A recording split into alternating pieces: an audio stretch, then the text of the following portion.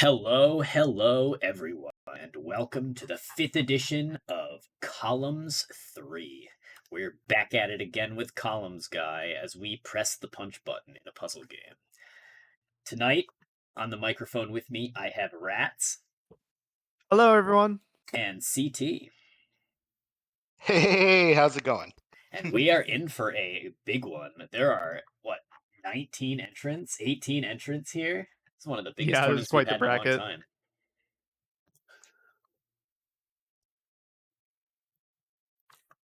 Yeah, it's also quite a competitive bracket from my understanding.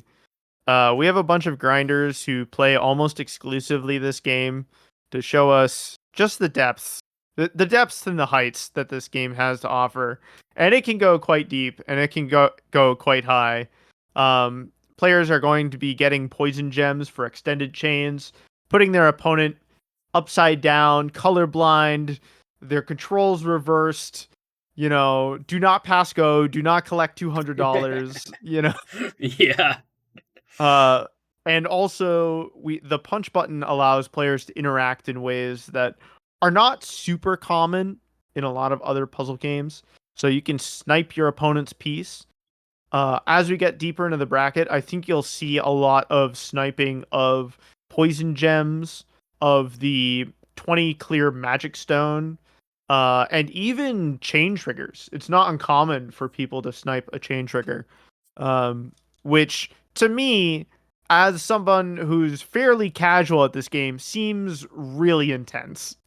you know, Yeah, very I rude. could not I simply could not look at your board that closely to be like, they're waiting on a red.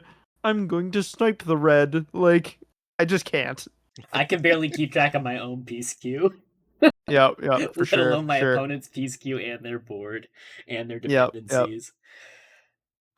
I don't know. That those kind of strats I think are overrated. All you have to do is look inside and say to yourself, what would Columns Guy do? What would Columns Guy do? Break it down for me. Wear a yellow shirt.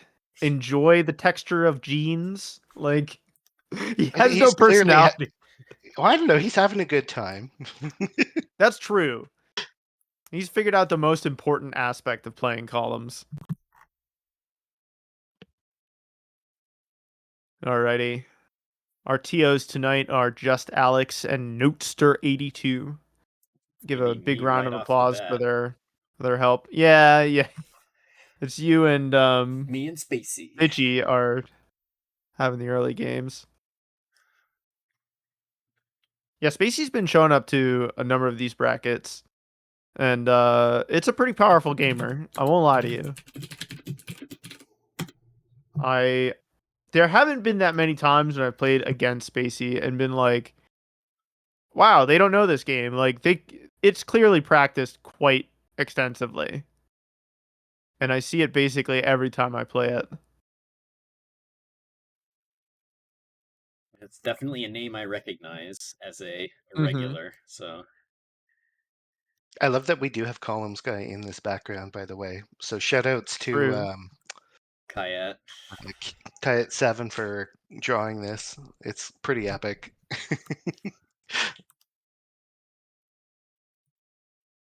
Chat is asking questions about the format. We are playing first to two sets of first to two. So you're gonna hit the best of three games option in the game. You're gonna play two games of that.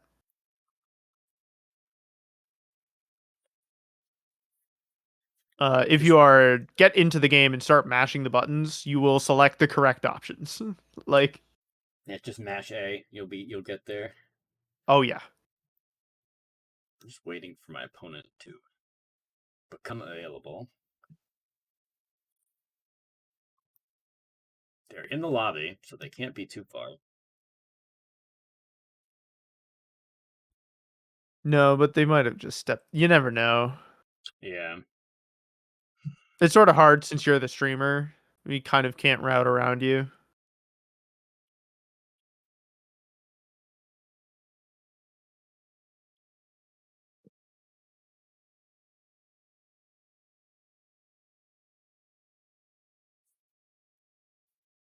Everybody else is sort of doing their thing.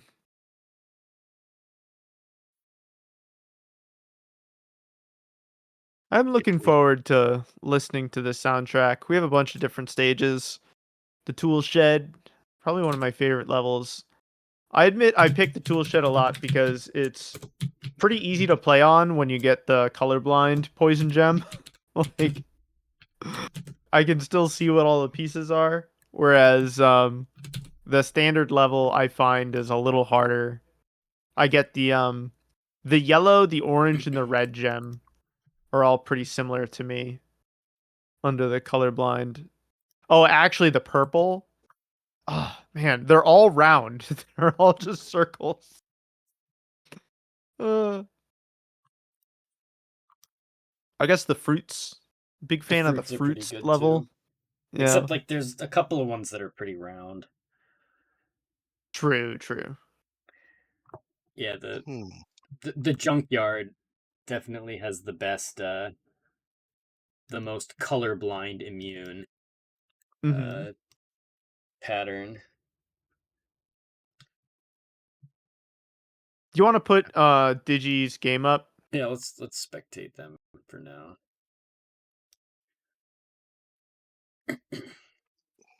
Until my opponent is ready to go.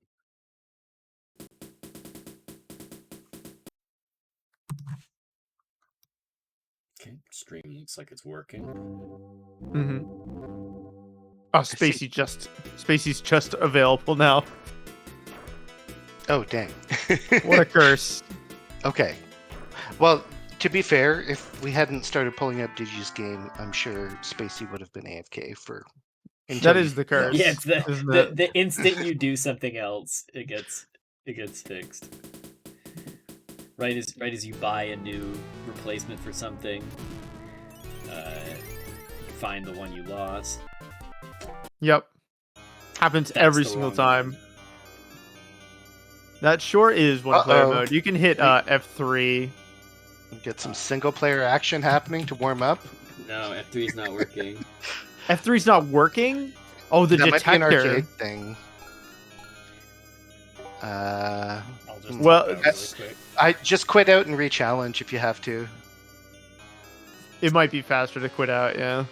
Yeah, okay, might as well do that. Because you were about to exploit a loophole where probably if you beat the AI, you get the win. You get a game. That would be, if that works, that would be the funniest thing. I would play ranked of this all day. I'm pretty It's sure just it like- works. That loophole exists? That's fantastic. Oh, in reverse. That's funny. Alright, we're in the game. Heck yeah. Oh yeah. Okay, we have. Well, I see a 2-chain on Spacey's side. I don't quite see the Vision on Deca's side. Mm-hmm. He's He's got a handful of outs off these oranges, but the blues don't really link Okay. up. Oh yeah, he okay. No, he does have the 3-chain. So for viewers who haven't seen Columns 3 before, 3 chains are especially good. Like a 2-chain gives you a bit of juice, a 3-chain gives you quite a bit of juice. So it's worth going that one extra link and getting your 3-chain. And that charges an attack meter, and that lets you punch your opponent. Yeah, you're gonna need that. Unfortunately, Deca's trapped his poison gem in column 6. No easy way to get to it. He got to it, but like Yeah. slightly too late. Yep. So there's a timer. You have to cash in your poison gem at a certain amount of speed, or else it just goes away. And Spacey's definitely holding down here, which is definitely a thing you will need to do in this game, for sure. This is not a game for hemming and hawing. If you think about it too long, you should probably try doing something else. You're like, you should not think. Thinking is bad. Thinking is the enemy. Luckily, Deca's opponent has not really had the juice to punch magic stones when they arrive. The Deca sort of gets out of that pressure for free a little bit, but needs to find some greens in order to activate this chain. That's the wrong spot. I don't know about that, Chief. Ooh. I definitely feel danger. Deca's got a little bit of a chaining, but oh, what a chain from Spacey with a big chain, charging the meter all the way up to 30, and not even punching. Fascinating. Yeah. Okay, there it goes. Okay, great punch from Deca. Oh, Deca catching the punch and destroying the magic stone. Mm-hmm. Yeah, deleting a magic stone or blocking a Spacey poison suffering gem. an orange drought. Blocking. That's enough. Oh! Blocking magic stones or cursed poison gems is like really, really important to playing neutral in this game. You'll see players like queue up 2 chains early in the game just to make sure that they have juice in the tank. So that way if their opponent beats them to a 3 chain or something, they can interact. They can snipe their opponent, prevent them from doing stuff.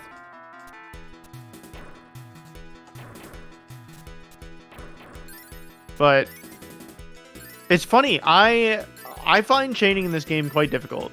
Not because it's hard per se, but like the amount of things that you have to consider when building it versus the speed that you really should play this game at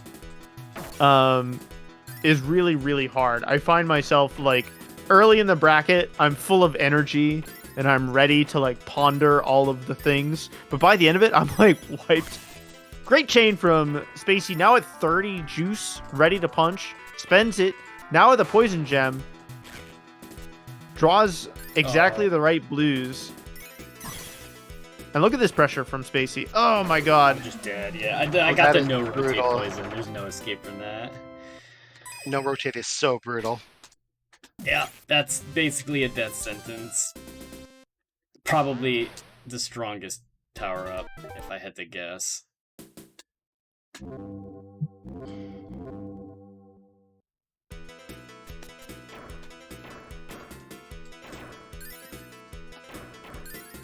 I do just love calling meter juice. I think it's the funniest way to refer to meter. Sort of like the full stick of butter. That one's Yeah. also pretty funny. It's Slayer! He's running down the field with a full stick of butter! Like, that shit never gets old. I haven't heard of that one. That must be American. Oh, it's pretty good. That comes from when Exerd was a relevant fighting game.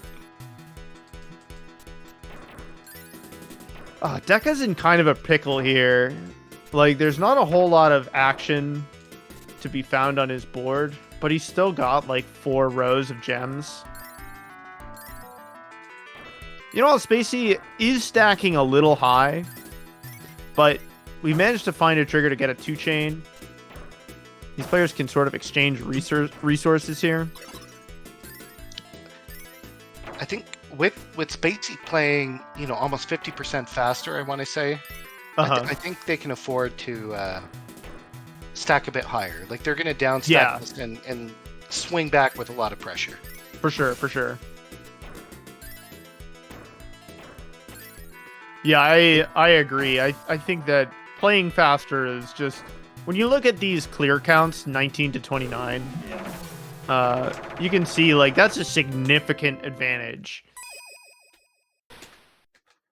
It's not everything, right? Like, you can definitely lose a lot of advantage by failing to punch, like, you fail to cash out your meter. You can definitely lose advantage from letting your opponent cash in magic stones. But generally speaking, yeah, just playing faster. Holding that button down. I'm just Not a favorable sequence not for Deca's finding chain any setup. of the colors that I want. Yeah. Also, like, okay.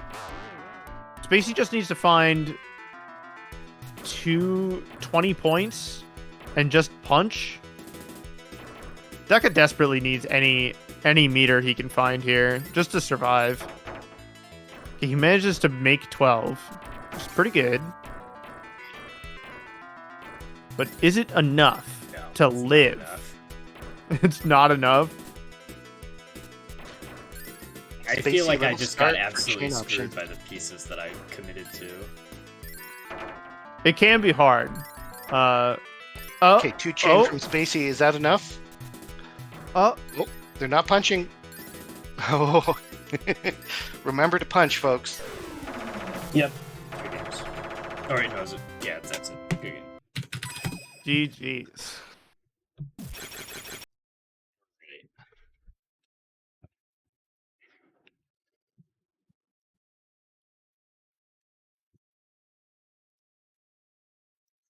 See lots of owls in chat.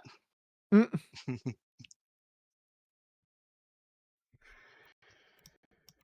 All right, who is next?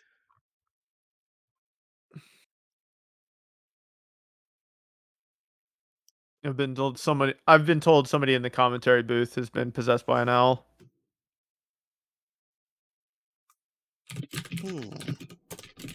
Oh, come on. This is the easiest. Thank you, Juicy. Thank you. You understand the joke. Thank you. It's Deca.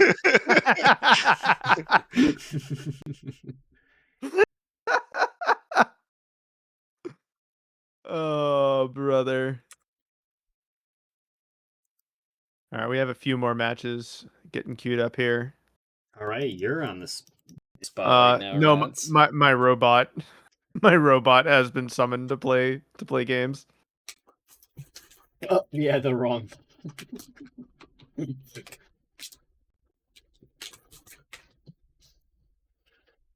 Oh, nice. You get to fight Kirk.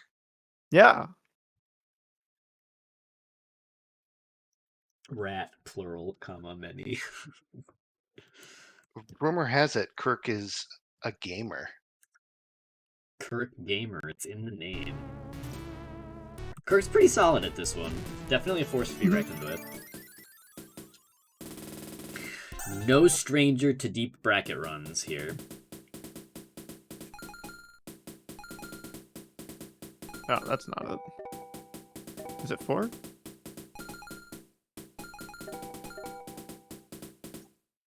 The fruits.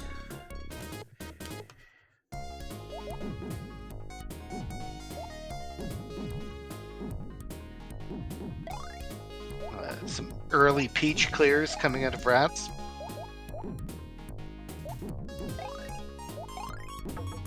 Into a 2 chain. Kirk with a 2 chain of his own. Players exchanging blows, but most of them inconsequential so far. You notice Nice little piece snipe there from Kirk, but does the not magic prevent the 2 chain. The magic stones come out after a fixed number of clears. I believe it's 20. Yeah, it's at 20. So as the players get closer and closer to 20, you might see one or both of them hold on to their punch juice. Hell yeah. Fruit punch. That's incredible, Yeah. Deca. Thank you. Oh no! See, Kirk was at 9 units of punch, which is not enough to throw a punch. You need 10. All clear from Rats is gonna put her in an interesting spot.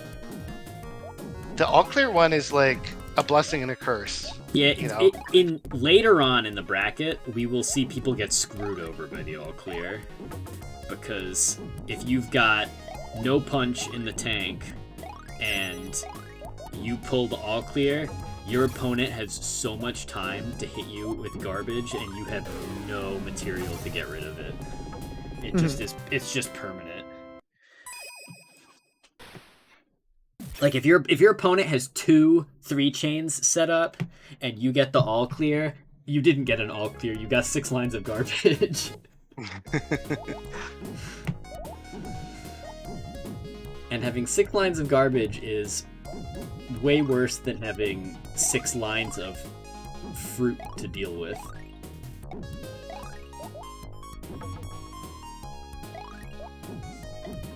Material can be harder to clear in the short term, but if you know what you're doing, and some of these people do, you can get a lot more mileage out of having well-placed material on your board.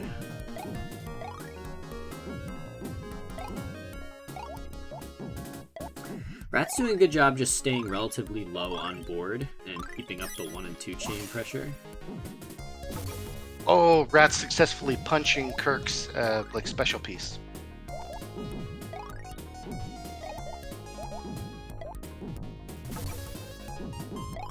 I want to say Rats is maybe playing a hair slower, but connecting those punches really makes a difference. There. Wow, Rat's just denying everything out of Kirk. Ooh, big 2 chain, instant 30. Kirk now on the back foot by quite a bit. Oh, unfortunately those cherries just not going in the right spot.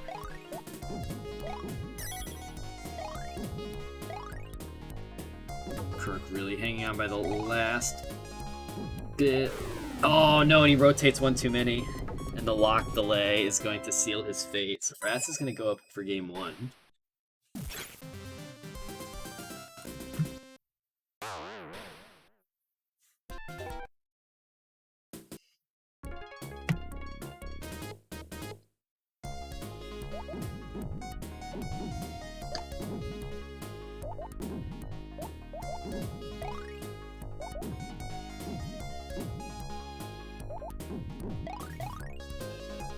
Cross formation from Kirk. Okay. I was gonna say Kirk had a peach trigger there. Okay, it still turned into a 2 chain. Ooh, 3 chain big 3 setup. chain from Rats.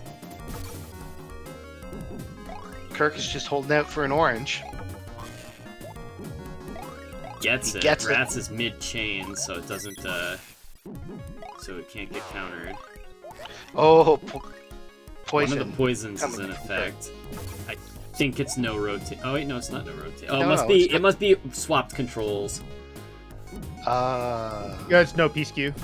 Oh, it's no piece queue. Who needs next pieces? I'm not looking at that anyway. I won't lie. Oh, and the offensive use of the power orb. How many lines does that send? 3?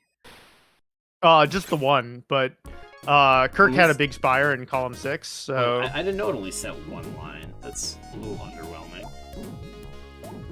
when it counts, you know? Yeah.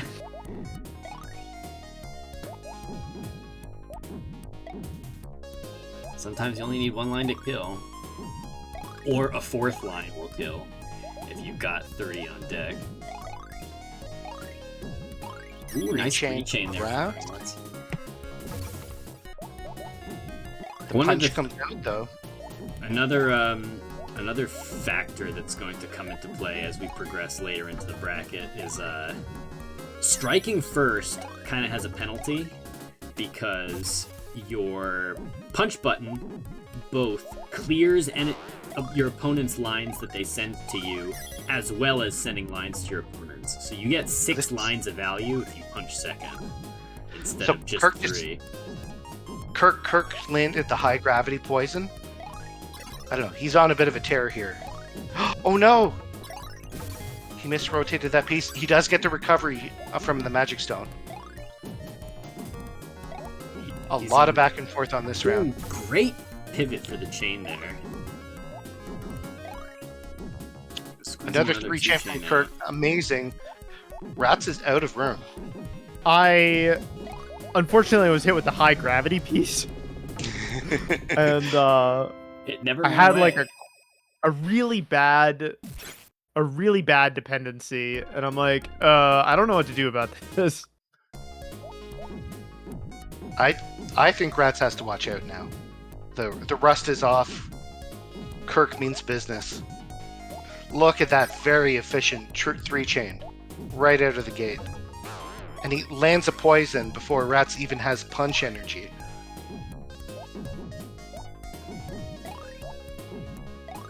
Rat's almost getting 3-chain, but missing out on the opportunity to do so.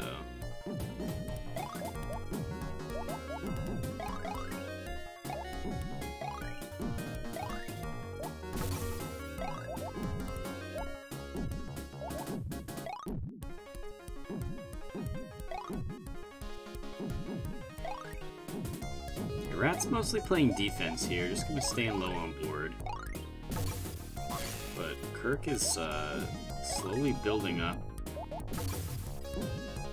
accumulating damage. Interesting. Kirk electing to use the... I don't know what you call that one. Clear a fruit. Yeah. Rats does the same. It does make down stacking significantly easier. Oh my god. Ooh. Kirk's I'm alive. Overflowing the attack counter with like a 5-chain. Alright, despite going on the back foot game 1, Kirk has managed to mount quite the comeback here. And we go into game 3. Oh, it's... Now, did Kirk get it changed to his true secret weapon? Yeah, he did request this. Gonna put the screws on him. Alright, we've got a 3-chain setup here on Rass's side. Kirk instead opting for a fat 2-chain. Rat's pivoting off the 3-chain. Oh, gets it from having the perfect piece pull.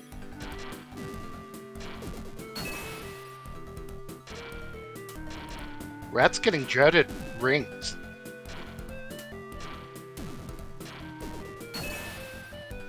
We'll see if Rats can dig down fast enough, but its time is running out on that poison jump. Oh no, it runs out right as the piece hits it. Very unfortunate. Okay, does have a second one on deck though. And it looks like it might be no rotate. Yeah, I think so. Okay, slamming down the recovery piece for defense.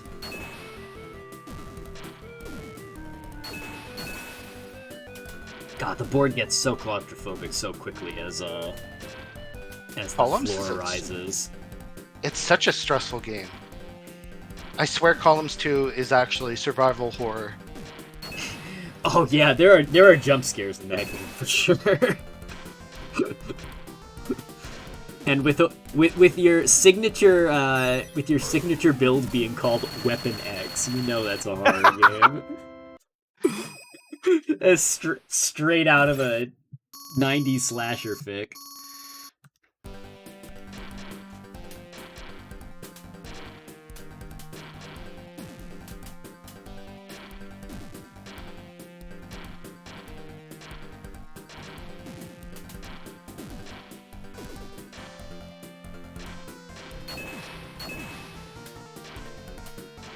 Rats was very desperate to find the 3-chain construction on the left, and it just never materialized.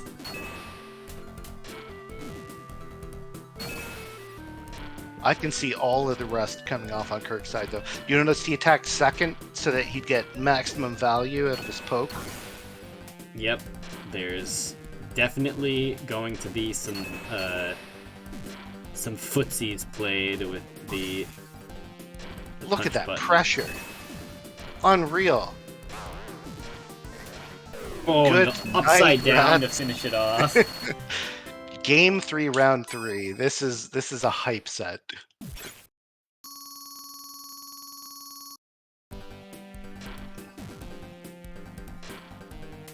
No all clear bonus. So sad.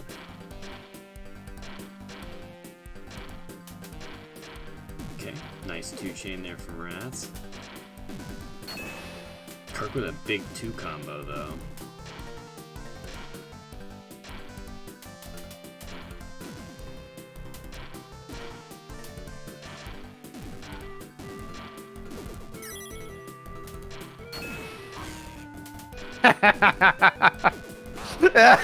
Whoa! Whoa, what was that poison orb? Just Is that damage? the 3-line poison thing? Yeah, That that's one's the kind one of that busted. that lets you cheat. It just sends your opponent 5 lines or something like that. Oh, okay. I mean, that was a good set, but when you win with that item, I think the loser gets the moral victory. Yeah. Oh, brother.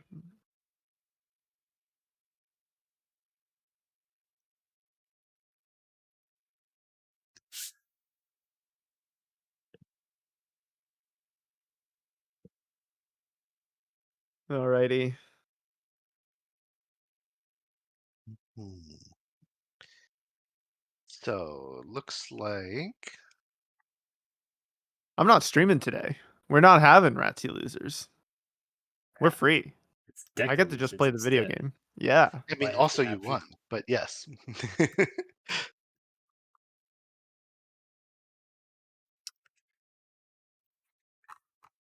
Right.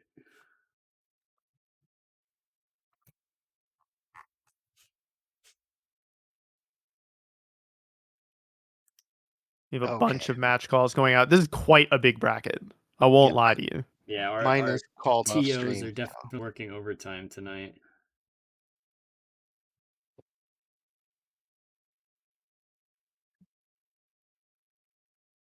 Oh, we're watching CTVR drugs. Ooh, that'll Oh, be a it is good one. streamed. Okay. I feel kind of hella rusty, so Hmm. yeah, I put on a good show. Yeah.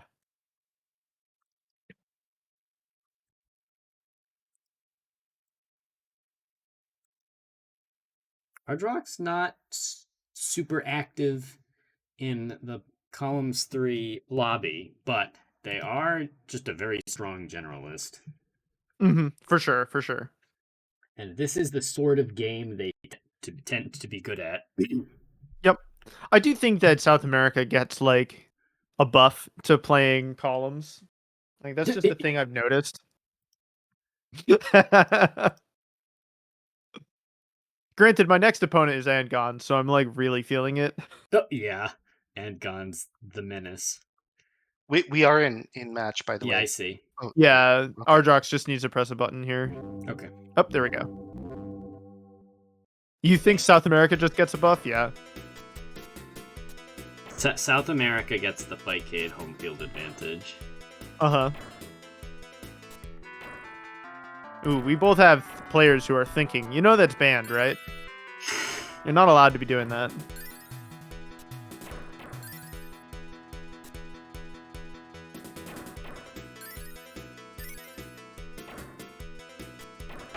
Jackie, if you just washed out a bracket, I do think that this is one of the hardest games to start with. Like, it's a very challenging game. Yeah, this game is brutal. And the people who play this game are really good. They're for very like an strong, inexplicable yeah. reason, yeah.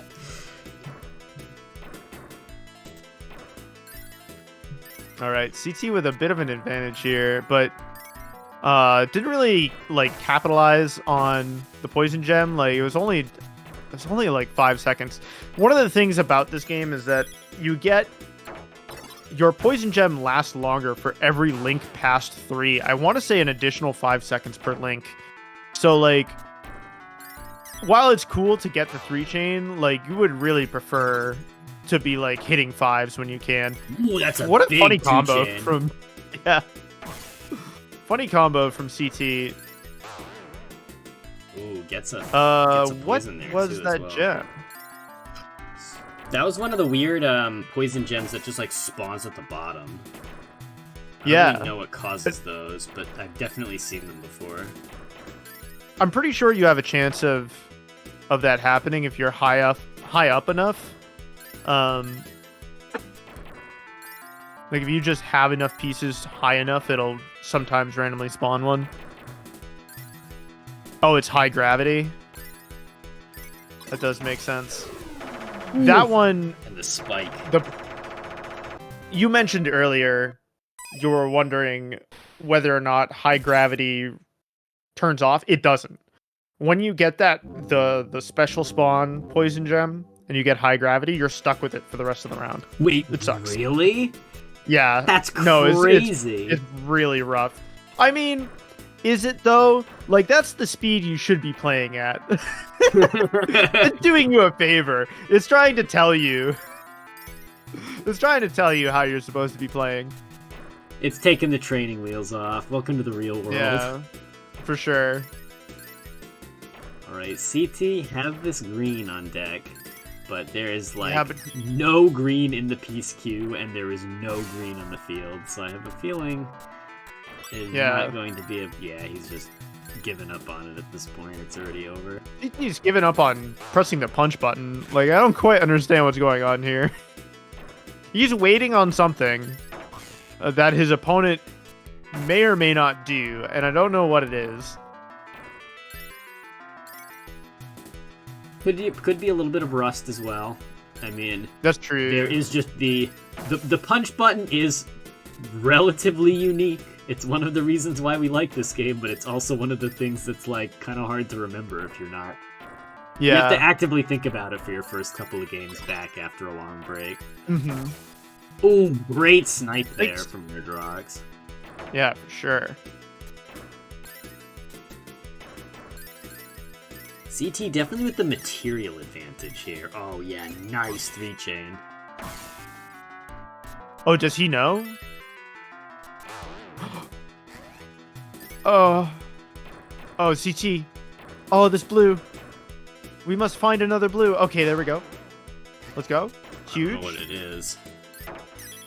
Maybe reverse controls. By the way that Ardrox is slowing down, I expect it to be reverse controls. That one's annoying. The main issue with the reverse controls that I find really awkward. Oh! Whoa! CT's in peril. We have a 3-chain.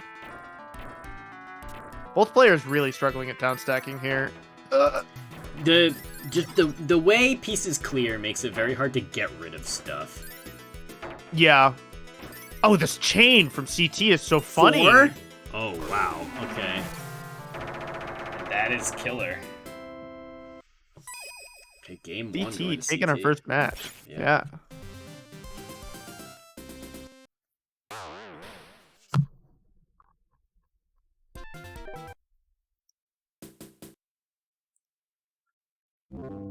Yeah, downstacking, I don't have like a unified theory of it other than after a certain point you have to like stop fretting about chains. And you're just gonna have to go for it. CT's building something. He's waiting on another orange before he can fire this off. He draws it. But Ardrox has actually found a poison gem first. Ardrox, what are you waiting for? You gotta put that thing down. Oh, he tried to slam it, but he just waited too long. Oh, Okay, CT Ardrox is sniping so back close. as well, though. He was so close to being able to put it down.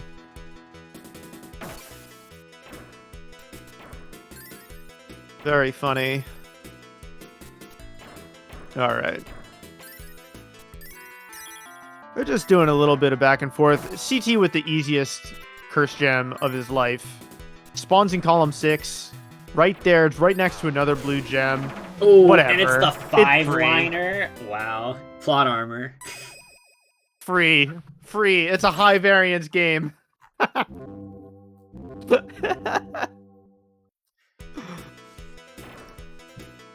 Oh my god. Yeah, get out the dice emotes. The dice emojis. Let's go gambling. Let's gambling. Let's go gambling. Okay, CT is constructing something that I cannot comprehend. My brain is too small. Oh, it looks like he aborted it. He had a blue trigger and then stacked over it. Both these players thinking way too hard. Man was not meant to have thoughts. You know? Just head empty. Enjoy the emptiness of your own head. Big chain. Big chain.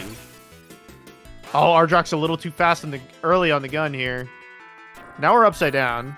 Upside down, not too bad. Yeah, at least it doesn't reverse Um, your controls, so Yeah. it still plays like you'd kind of normally expect it to. Yep. My main issue with reverse controls and upside down is that like when your opponent unreverses, it's like you have to relearn. Yeah. It's like getting poison gem twice. All right, CT Congratulations, with a strong CT. 2-0.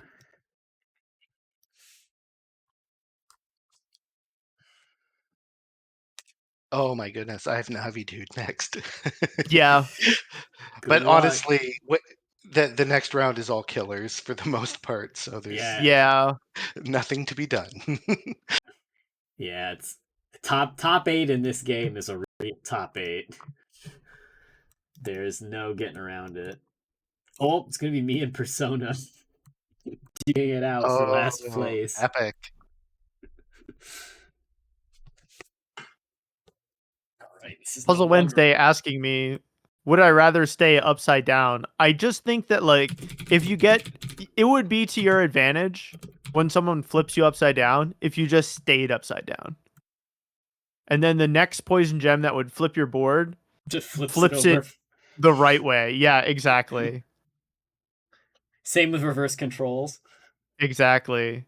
Because like the moment where you have to react and then like no, oh, I got to do it this way. That's like the most dangerous moment and costs you the most time, I think. Hardrox is just like, no, don't keep me upside down. Right.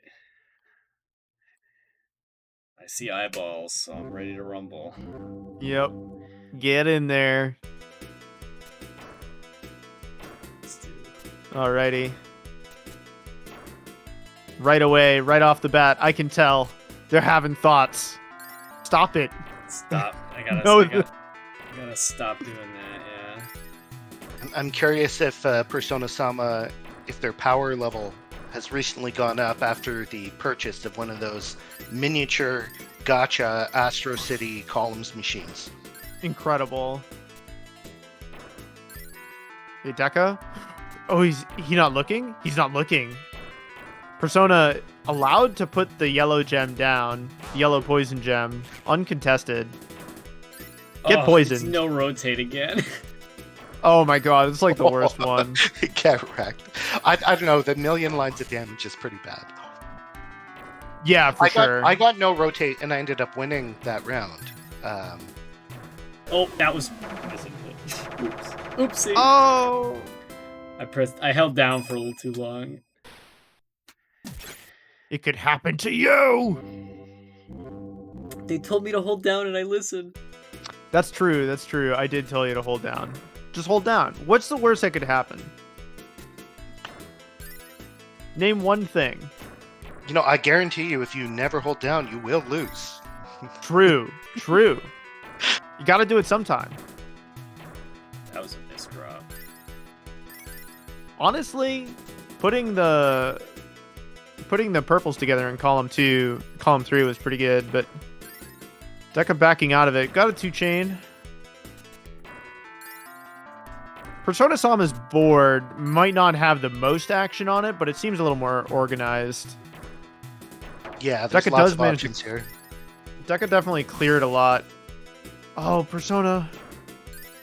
We cashed in our clear without cashing in our juice. But I think Deca hadn't attacked it. It's possible Persona was waiting for that second attack advantage. Yeah, that's true.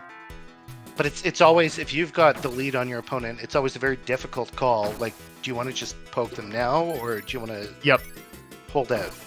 Mm-hmm. And those sort of like incremental advantages are probably going to come more and more into play as we progress through the bracket. A fat 2-chain from Persona-sama leading into a poison gem on screen. It is a little buried, however. Yeah. Okay. It's accessible. But, oh my god, he just stains into it. Whatever. Oh my god, that was disgusting. Beautiful chain.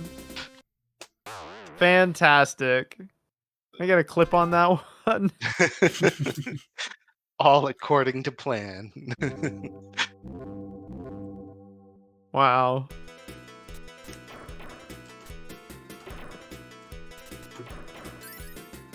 Alrighty, a little bit of same brain cell. I'm building the 2-chain with the purples and the red.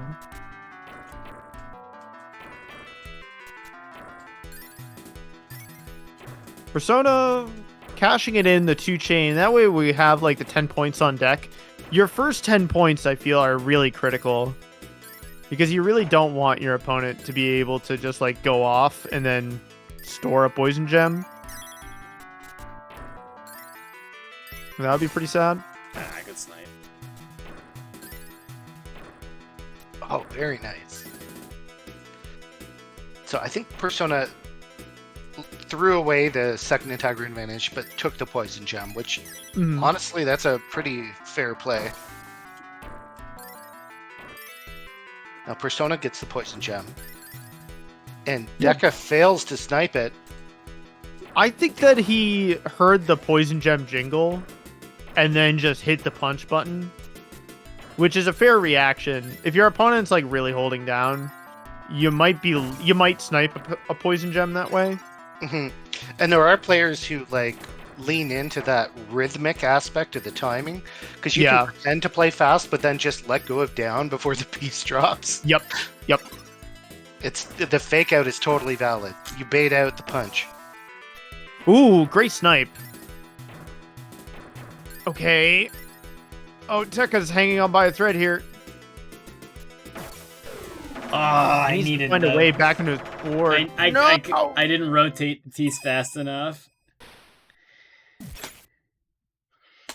You have a few signs of life. I was certainly a much closer game, but is this the end? Juicy, why are you howling in chat?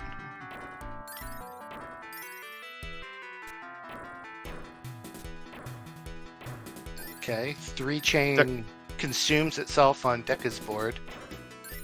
Yeah, but he's got some options here.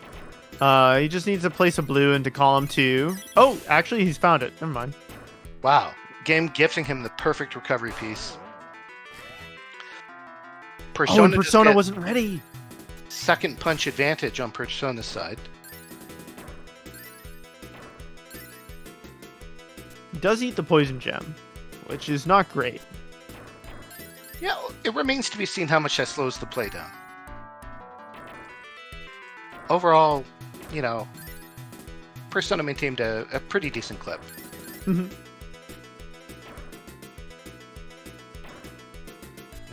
Ooh, Deca committing to this punch. yellow, but Deca a bit ahead on pace. 4 more gems before the magic gem comes out. Persona punches. Are they going to be able to recharge? Okay, they have recharged. Oh. Why Persona is not cashing in this yellow gem, I don't quite understand. Oh my god! Oh my god! I stole one. Column 6. That's So twice much as room many for- columns. The final, 3 seconds of that round had so much, nuanced interaction. Uh-huh. You know, the magic gems coming out, the punching in reserve, Mm-hmm. you know, players trying to desperately time it and land the punch. Great 3-chain from Deca. Persona does have juice out. Yeah, able to... Had an opportunity to punch the gem, but did not react. That's important. You gotta be ready to gaze over at your opponent. When the poison gem jingle comes out... Oh no, Deca! I just never got yellows. You were thinking! It's time-based, not piece-based, so you have to slam those pieces down. Okay. Deca finding some 2-chains. We have 30 points to spend. We cash them in immediately. Hopefully we can build up our remaining meter. So that way if our opponent finds a 3-chain, we can snipe. 4-chain he pressed- Persona Sama. pressed Tekka too pressed early. preemptively. Poison comes That's the out. wrong It's the way. 180. I got upside down trolled by my own brain. Both players getting the magic gem at the exact same time. This is a pretty good matchup.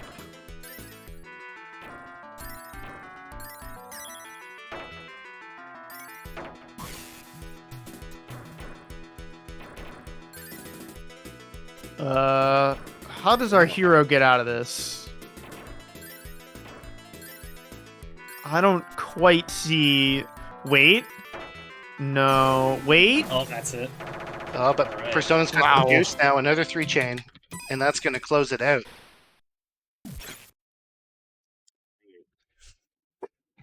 Okay, a Very pretty brief convincing... losers tonight. Yeah, convincing 2-0 from Persona Soma. So I think if you're going to review the VODs, I always like playing a player who's about my speed but can beat me, because then you know they're just outplaying you, and you've got a lot to learn by watching them play. So I think that's a good set for that, because those magic gems were largely coming out, in sync between the players. Yeah. Mhm. So it's a really good set. Well, what is this? Winners, semis, quarters?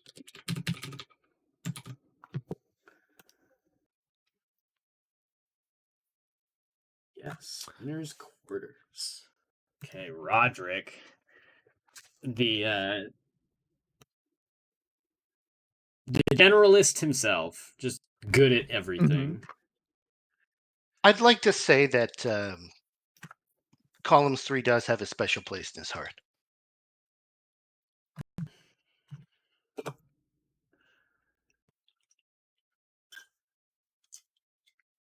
Nauro not to be forgotten though. Also a menace. Oh yeah, even if Roderick loves this game, so does Morrow. Yeah, it's not often that we have like a true top 8 in these games, like 8 people in a bracket who actively play the game, but this is definitely one of the ones where we do. Yeah, Morrow's on 226 hours according to his Fightcade profile. That's a lot of Columns 3. That is a heck ton of Columns 3. Columns 300 hours. Okay, players have linked up. Yep. We are loading in.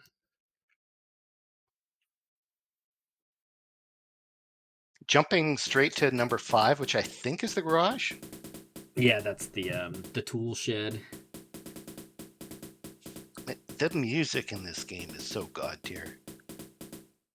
Especially if folks haven't heard the credits theme to this game, it's just so good. I think, is it Column Dive? Is that what the name of this track is? It's just an incredible track. They are ready. Well, one of them is. And they're off.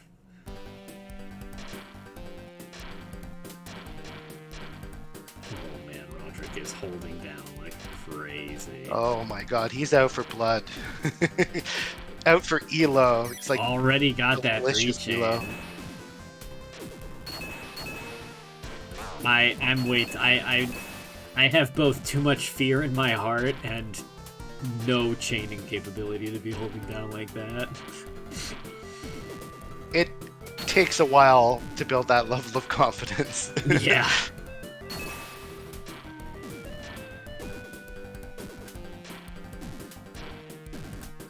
It's okay. I've always got puzzle bubble. That's my forte.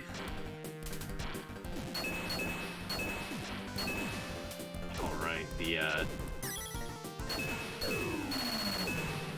Oh my god. pressure just straight out of the gate from Roderick.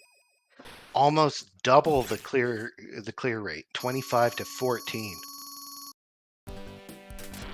Roderick out here speed running bracket. He's got people to do and things to see.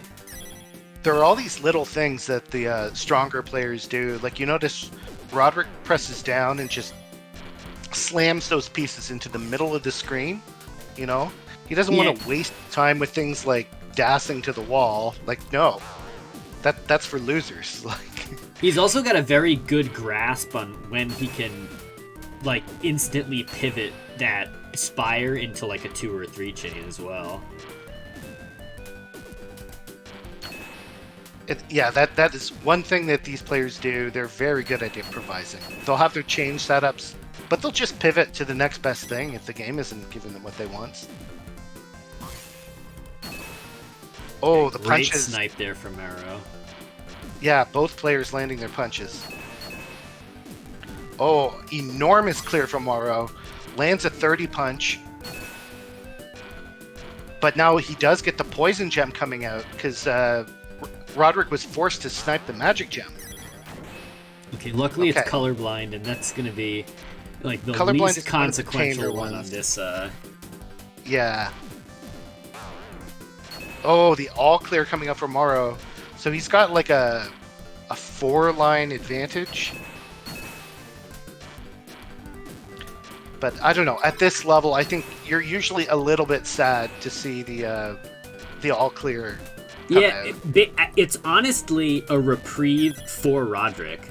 It gave him time to like work on his own board instead of having to worry about sniping pieces and pressure coming in. Okay, magic gem comes out, and Roderick was out of juice. Forced to go to the store.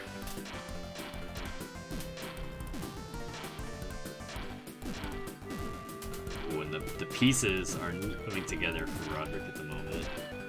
I mean, he's high up on board, but he's got a lot of juice in the tank. Oh, he doesn't use it. Morrow pokes him. 54 to 58. Far cry from round 1, which was over in like 9 clears. I think Morrow was warming up. We got some real matches now. Yeah, Roderick definitely just came out of the gate swinging. The Blitzkrieg tactics paid off very well in round 1, but once you know your opponent's just going to swing for the fences, you can better... You know how to adjust your strategy.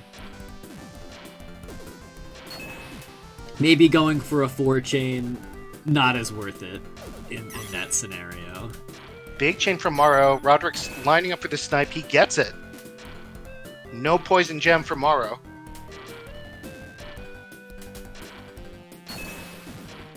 Ooh, Morrow trying to snipe the chain start there from Roderick, but unfortunately was like a frame too late.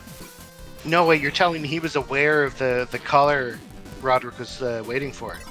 I believe he was, yeah. That's insane.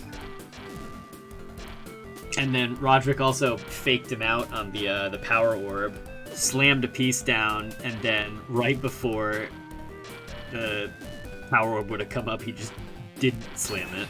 So Maro got faked out. And players are just relentlessly exchanging blows here. It's hard to call anyone as an edge. And you look at their clears, 36 even. Okay, 37 to 36. It's just neck and neck. Oh, Maro okay, has found all of his here. speed. This gives Roderick time to set up something evil in terms of chain potential. Okay, just gonna get a fat 2-chain, and then he's gonna lose the power orb to a snipe. Ooh, Maro picking the offensive maneuver there on the power orb.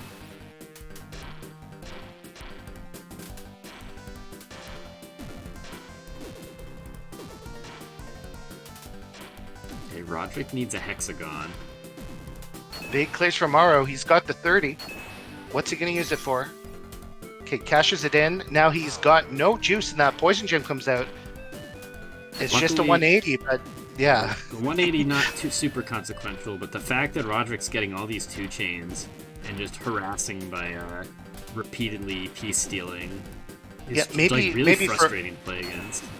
Maybe at our level, I think it's not consequential, but looking at Morrow's play, it has slowed down dramatically. Oh yeah, and then didn't have any pressure in the tank to pop Roderick's power orb, and that one extra line of pressure is enough to seal the round. So, first game going 2-1 to Roderick. Round one, bit of a wash, but round two and round three, very hard fought. Yeah, I'm on the edge of my seat here. Like, I'm terrified for what's ahead of me in bracket.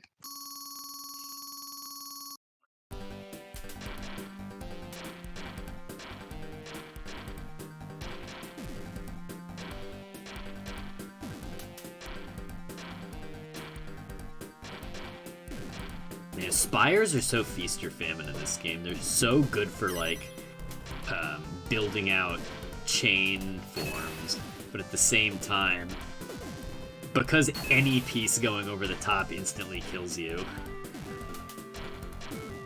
they can be super dangerous. And Roderick not having any luck activating with poison, and it's gone. Yeah, he is going to get a nice little 2-chain there, but unfortunately, the poison ticking away just frames before he's able to cash it in. Huge 3-chain, though. Wow. Yeah, another poison, but Morrow snipes it. Yeah, the real loss there is Roderick had like 23 points in the tank when that 3-chain went off, so he lost a lot of like mileage. I've noticed Morrow's been getting off a lot of magic gems. I'm wondering if Rodney's selectively letting those go through so that he can block poisons. Like, poison's the real threat.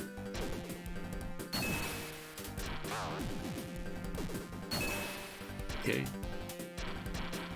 Oh, it's the high-speed poison. Oh, that's brutal. As I have just learned that it is permanent for the rest of the round. So, better think fast.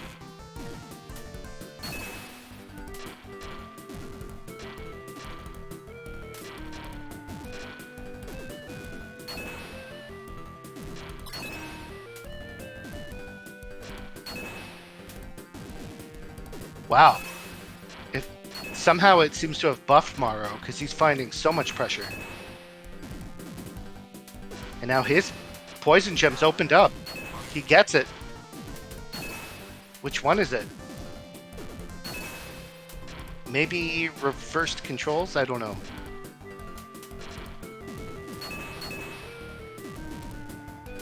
Supposedly you can tell by what the little chicken is doing.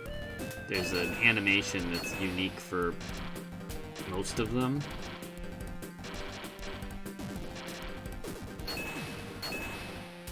But I'm unfortunately not familiar with them. Oh, the weight is the fast fall, I'm pretty sure. Oh, no, Roderick got the magic gem suppression, which does also last the rest of the round. So all of Roderick's magic gems will disappear instead of spawn. That's actually a pretty brutal one. Especially because these have been long games of attrition, that adds up. 70 to 73. Definitely a game of attrition indeed. You know, if Roderick had his magic gem there, he'd be 3 rows lower. He'd be 3 rows lower, or maybe he would have done the ball of one color. Try to dig down on his board a bit. Also an option. Ooh, Roderick playing so fast, he botches his chain setup. You know, they're used to improvising. He'll find something. But it does give Morrow the early lead.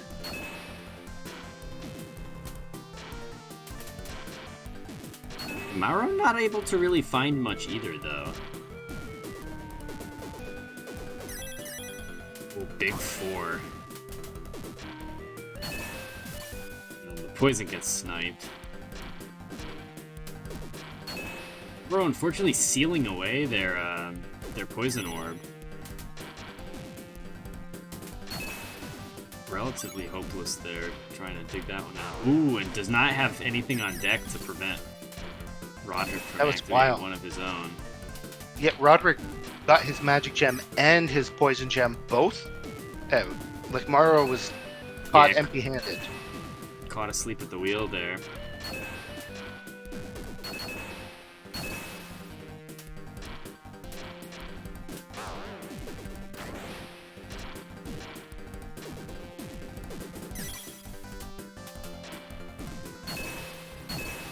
Ooh, Roderick sniping the poison from Morrow.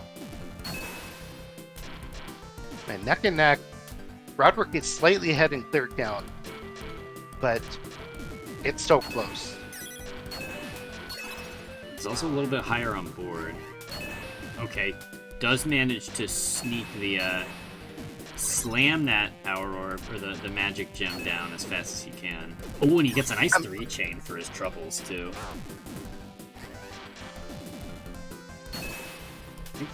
I think that poison orb at the bottom there is permanent, so as long as he can dig down to it. That's looking pretty ambitious at this point, though. Yeah, downstacking in this game is not trivial. Just the ratio of pieces coming in to pieces going out is really bad, because you can't... It's really hard to use multiple pieces in a... Like... It's hard to use multiple pieces per piece. That said, Maro got the 3-chain, and now he has opened up his poison, or relatively speaking, he's a lot closer to it. Roderick's at top board. He's colorblind, fighting for his life. It's a nice 2-chain. Oh, and that last bit of damage. Maro finds the final poke. Oh, but he's too many lines. All right. Okay. Mauro continuing to gain momentum. Looks like we get game 3. These are some hype matches. Collecting themselves. I love watching the pro Columns 3 players. Oh, all clear. You might as well take it. Yeah, no reason not to. Cool. A little bit too much action from Roderick's chain setup there.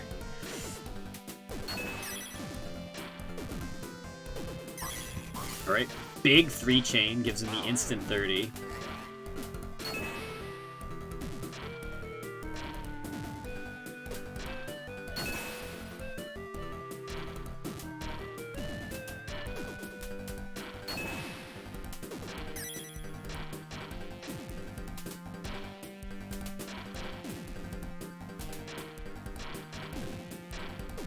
Wow, huge So many 2-chain, another screws. instant 30. Oh, and just the wombo combo. The game literally screwed Morrow. He just kept getting screws and not his trigger color. Putting the screws on him, literally.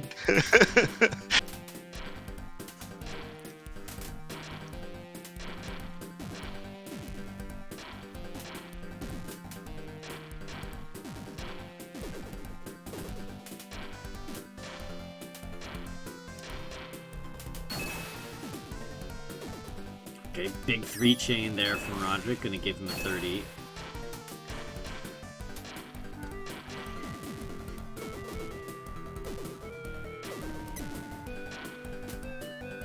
Power 3s and 4-chains are just about the max of what you want to do.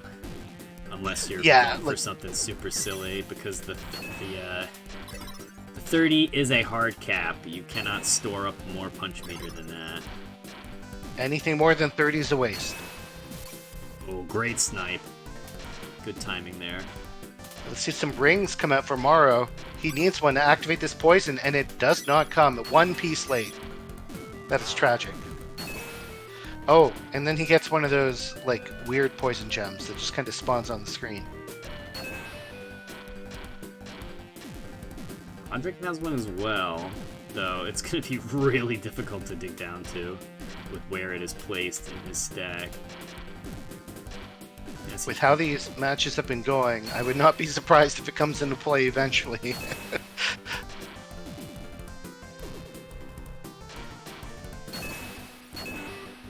All right, that's some good progress there. We can take some maneuvers from the side here. Okay, no damage on board means Roderick is free to use the. +5. Oh. Oh, and did I not say it was going to come into play? You did. Not only did it come into play, it was the play. Wow, what a match. We're just getting into top 8 now. Or that was to get into top 8. Oh my god. Good Yeah, I luck. promise our viewers this is not scripted any more than usual. Oh, poor Note has been offered up to the Sphinx Oh. as our reigning champion will make their debut on stream here. Well, I salute you, Note. It's been nice knowing you.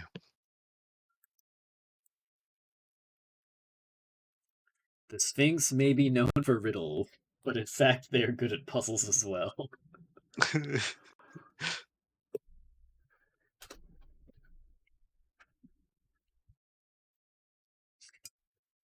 In a lobby like Columns, having a beer drink means a lot.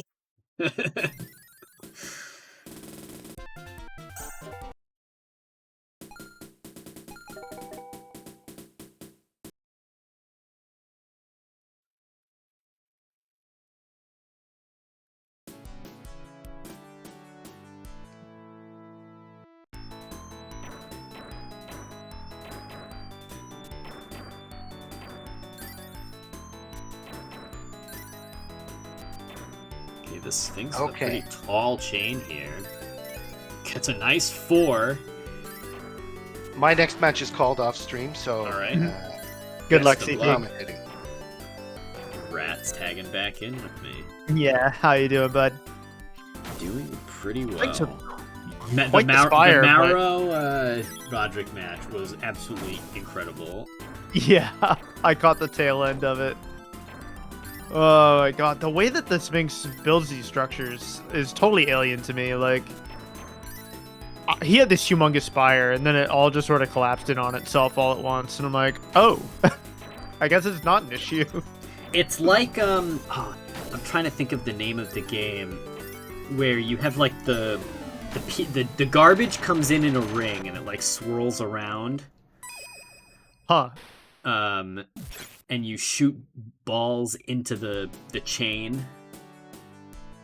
The way the Sphinx makes... Yeah, something like Puzzle Loop, yeah.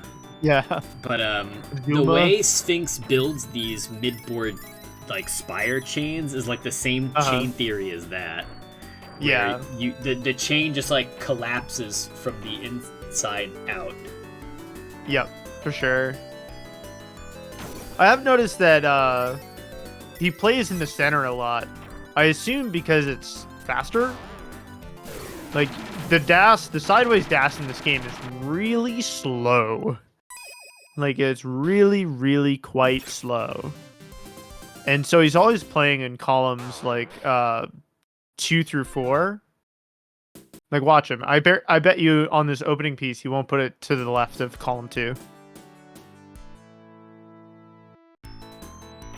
Yeah, just slamming it down.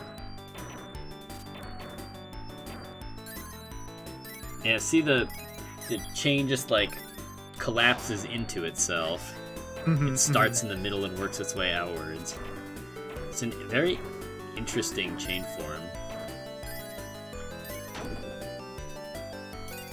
No way he got an additional link on that. Good grief. He almost could have activated 2 power orbs with 1. Yeah. It's an all-clear gem. I feel like that actually hurts him more than it helps him. Yeah, no, he had a lot of material built up. That's actually, like, really just slows him down. That's funny. And he finds this 4 chain easy. Note does have good snipe on the magic stone. Fortunately, the pace of play is just tremendous. Yeah. Yeah. And the piece efficiency too. The Sphinx just like every piece they place contributes to the like 2 out of the 3 are contributing to the chain every time, which is for sure really difficult to do because stuff has to line up perfectly. It's not like Puyo where stuff has to be adjacent. It's where it's a lot easier to like have things fall into place. Or activate things from the side sort of maneuvers, but here. No, you gotta make sure everything lines up perfectly, and the Sphinx is doing a very good job of that. Note does find a 3-chain and able to place a poison gem without getting it sniped, but unfortunately draws an orange, puts it into column 1. We're no closer to clearing that poison gem. And this P-snipe from the Sphinx means that he has to draw 2 oranges still. The poison gem's done. It's over.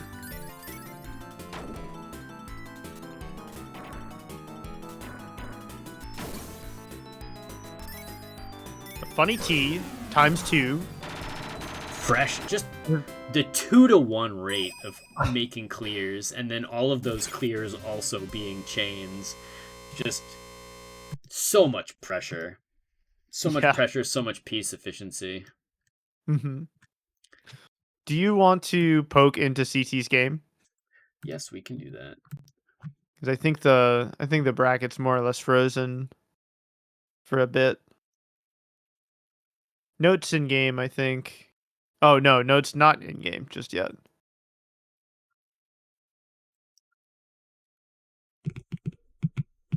This looks a bit more even. But CT does have to watch out for the Spire in column 1. Ugh! Did I just miss a spike as I'm loading in? Yep. Yeah, you guys tuned Naughty in dude. just enough for me to get wiped final round. I'm sorry, CT. Look, stream didn't see anything. It didn't happen. I'm just happy that, however briefly, I fooled you into thinking it was even. Mm-hmm. Yeah, Navi dude, our second. Or no, Navi dude's our third seed. Interesting. Yeah, Angons is also really good at this game. We've definitely seen Navi dude versus the Sphinx many times in grand finals. So Mm-hmm. there are many people capable of fighting it out to the end here. Angons actually has some versus CPU speedrun records. Nice. At least I think they still do. I haven't checked the leaderboard in forever. But holding that at any point is really impressive. Yeah. That means something. You can mount quick offense, at least, if you've got some speedrun records in single player. That means a lot here.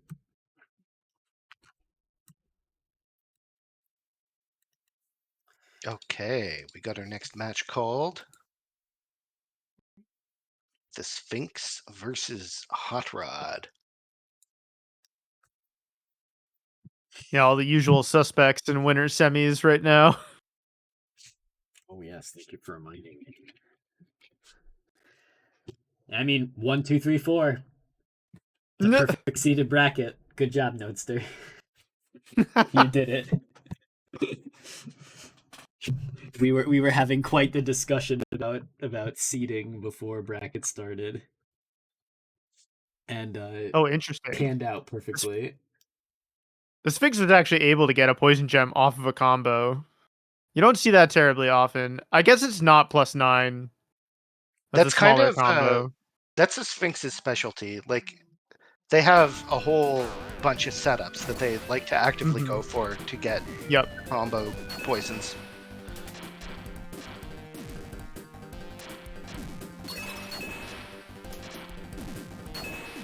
The Sphinx able to get clear 1 color off the Magic Stone. Roderick looking a little bit in peril, but a fast chain is gonna delete his whole board. So just In Roderick peril, things.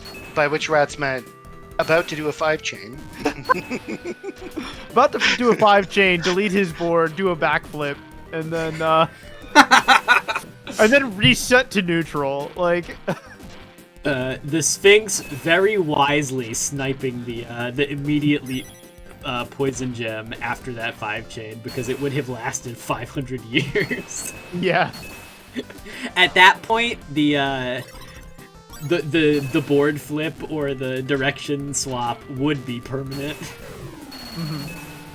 Oh wow! So Roderick with the win, but the Sphinx was ahead on clear count. Only by 2. Like that's about where I would expect it. No, but fair. But that's with the Uh-huh. Sphinx like slowing down in the last throws of being a top board and all that stuff. I don't know. I don't know. Having a clear edge on your opponent while you lose definitely means you gotta respect them. Uh-huh.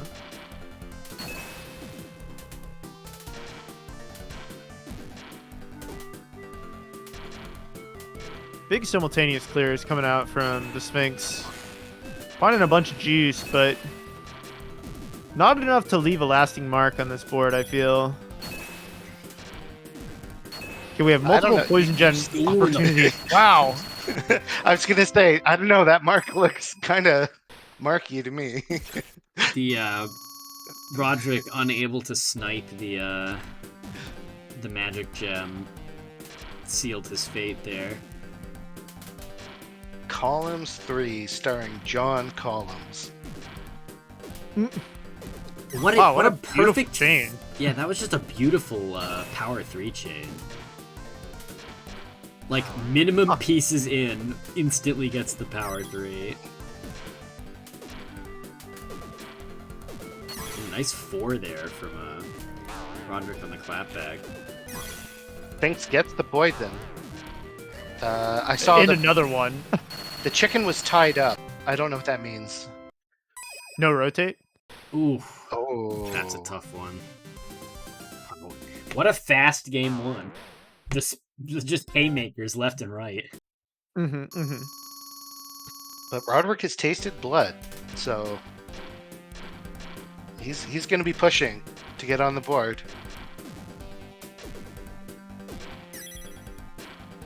I can't believe this is just top 4. Like, yeah, this bracket is too cracked. Oh, all the snipes.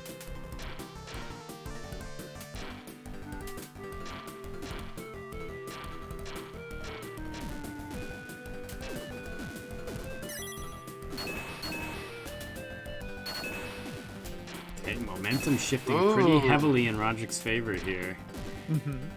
The poison comes out and does not get sniped, but the Sphinx did the next best thing and sniped the green piece as it came out. So Roderick's going to have to get a little bit lucky. Oh yeah, just the double! Oh, that's brutal. The back-to-back punch. I can't believe the Sphinx sniped green pieces twice. I mean, that's the level of these players. You were just saying at the beginning, Rats, that like how on they'll earth watch they for pay attention dependencies to triggers. and stuff. Yeah. Oh, unable to get that piece into column 1 just means an instant top out. For such a simple concept, you know, the mechanics are honestly pretty straightforward, but they get so much mileage out of them. You're just rewarded so heavily for paying attention to your opponent. It's the sort of interaction I love to see in a puzzle game. Yeah, it's not often you see puzzle games that are this directly interactive. Yeah. Like in a instant frame by frame way. There are plenty of puzzle games that are interactive, like you look at what your opponent is doing and you can respond, but it's very rare to like that response is literally one button press and it does something. Ooh, Roderick having a hard time assembling a chain here. Kind of a little lost in the sauce this room. That's all it takes. Yeah, the pressure just rolling in. The Sphinx earning his name.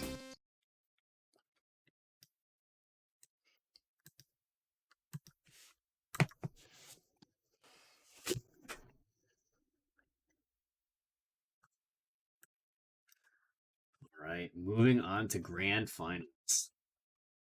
Or winners Not finals, yet. I mean. Or I was gonna say, but, no, it's still semis because we've got. I meant the Sphinx is moving on to winners finals. We still have winners semis, which is going to be Angons and Navi Dude. All of top 4 is like really good. Definitely a tier above the rest.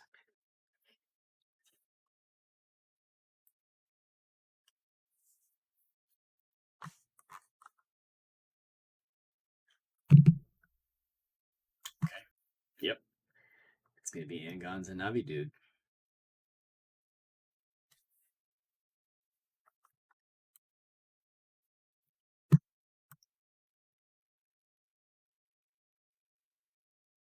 I'm curious to see Angons play. I haven't seen him in a while.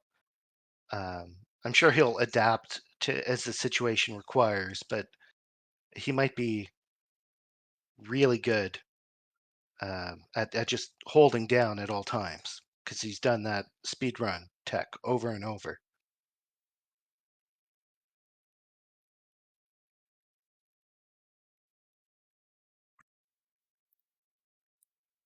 All right, they're in. Let's see if I can hustle my way on over.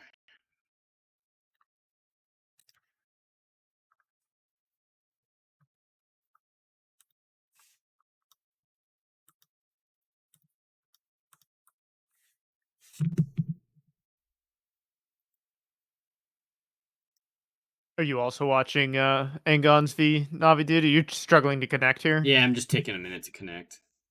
Yep. Yeah, I'm also waiting. Here we go. Now,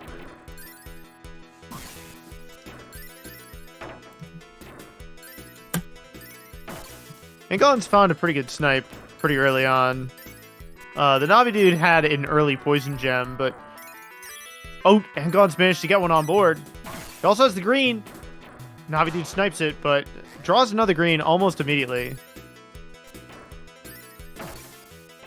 but Navi Dude's is totally buried. That Yeah. red is not seeing the light of day. That's right. Especially not Angons this literally high up looking. board. Yeah. Angon's just swinging for the fences here.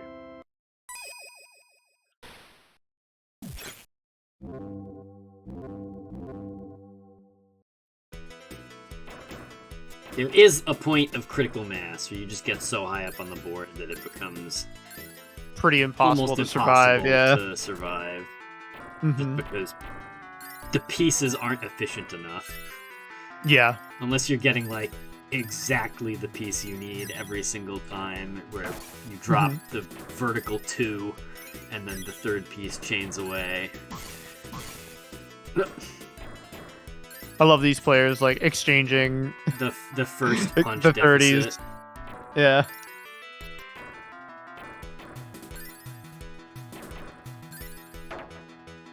Huh. Surprised Angons didn't go for the 2-chain off those blues, but Ooh, the vertical, the punch, the magic punch. if I didn't know better, I would say that Angon stacked into column 3 to make it faster to put the magic stone down. I wouldn't be surprised. Getting it sniped is like the most normal thing in the world. Like you have to find whatever edge you can get in order to protect it.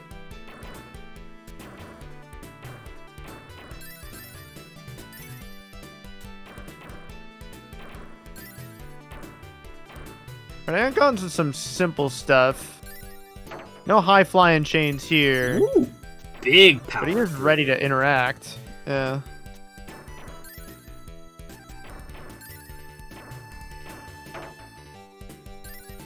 Navi Dude holding on to this 30, spending it. I don't actually see Angons' path down through this board. I'm a little confused. It's a consecutive set of diagonals. Oh, the red was on the wrong side of the triomino. No! Oh. Is he able to cash it in? Yes, let's go.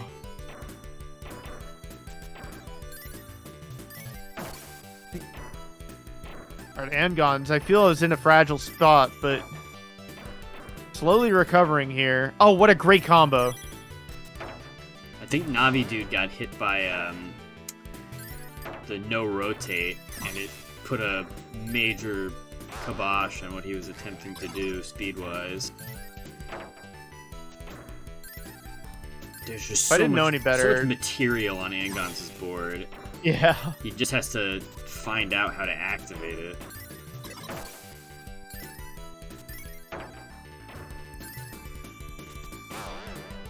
does manage to activate another poison gem. These players trading them back and forth and honestly not looking like they're bothered by them in the slightest. I think it's no rotate again. That really hurts, having to make that many just subpar piece placements. Mm-hmm. Oh yeah, and it's just checkmate.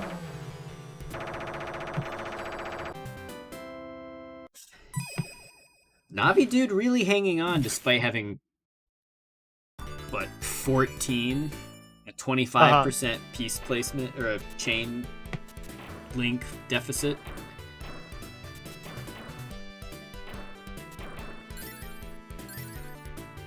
Okay.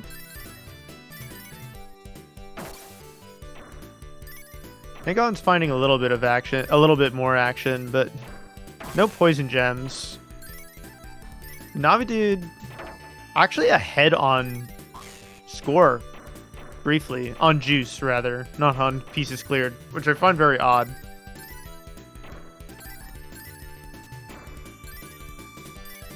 Huge 2-chain.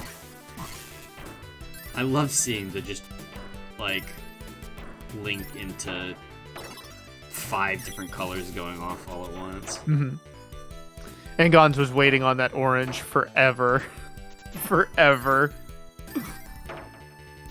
That's sort of like the dark side of, like, so many colors, is that the odds of you, if you ever have a dependency in this game, like, man, you might be waiting for quite some time. You can, in fact, just commit to the wrong color and get royally screwed for it.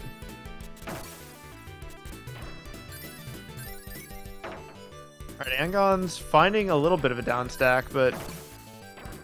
Okay, Big X. Wrong game, but Big X. Oh, the pressure.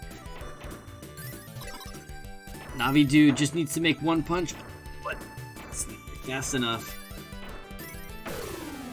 With the Wow, 2-chain, gives him enough lines. The amount of material on Aegon's board at the end of that game, it was all pieces. Yeah. It was... I didn't get a chance to say it, but one of the fact that he has held speed records in this game versus the CPU indicates that he's very good at making chains. However, it does not necessarily indicate that those chains are going to be efficient on board. And if someone is capable of actually surviving and downstacking the pressure, maybe it could be to his detriment even. Mm-hmm, mm-hmm.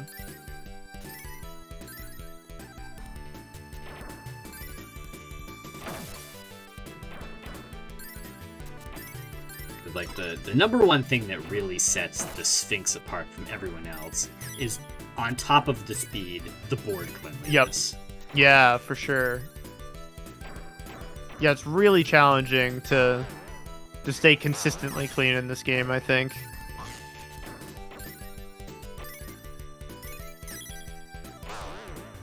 Another poison?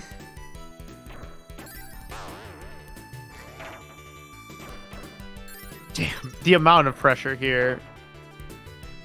The fact that Aegon's was also able to get this magic gem down is huge. Really resets this back to neutral, but Navi dude does have a way to get access to these reds. Why did he place over it though?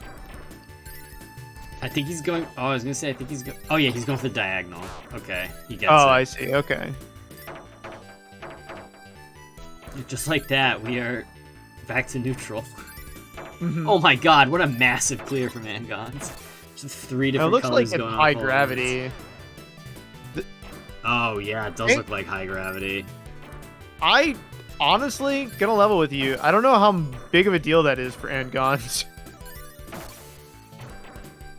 He doesn't look comfortable, but he doesn't look... Oh, no. No, these placements are definitely wounding him significantly.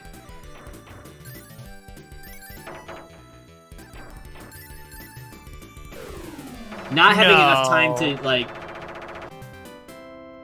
You've got to have your piece placement locked in, like, before the piece even becomes available when you've got the high gravity on. at top board like that, and the thoughts were just not there in time. Mm-hmm.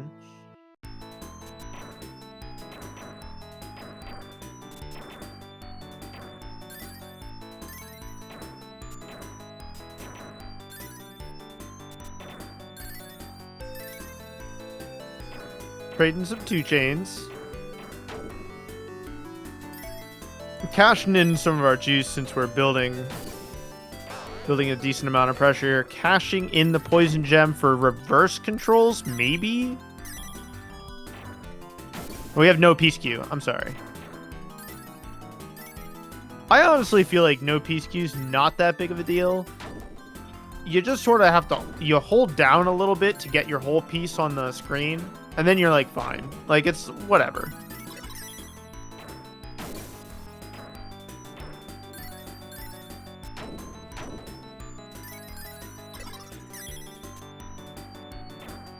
Both players with pieces they would rather like to defend. Angons manages to get the poison gem on the screen once Navidude committed to a clear. Sealed away. Wait, what's the plan? No! Navidude suddenly poised to take the match.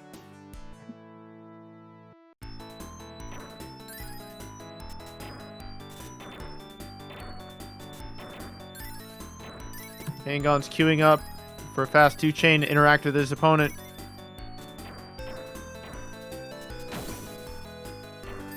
Cashing it in. He found another 2-chain, so... It is kind of funny. I don't feel like Angon's really cares about the first attacker advantage thing. Like, he just sort of slams it. Might as well get it on board.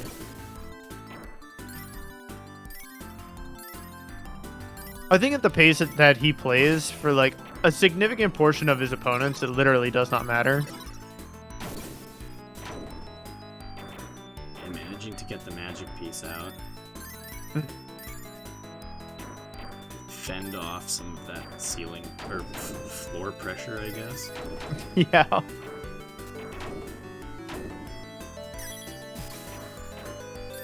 Ooh. That was kind of a All right, rough color Angons. snipe there for Angons, though he does do a great job pivoting. But Navidude is looking rather high on board right now, and the that did not have the drastic collapsing magic chain that he maybe would have liked to see in that scenario. The last Luigi. The double Luigi.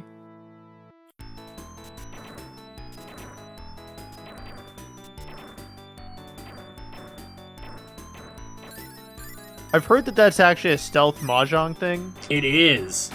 It is, the original is actually double Rishi. That's so Is what funny. it comes from. And then people mishearing it or making fun of it turned it into double Luigi in the Tekken community. Alright, we have no peace queue. Poison gem after poison gem. Luckily, Angons didn't get this one for free. We do have a recovery gem on board for Navidude, but it seems so buried, and this pressure really, really hard. Okay.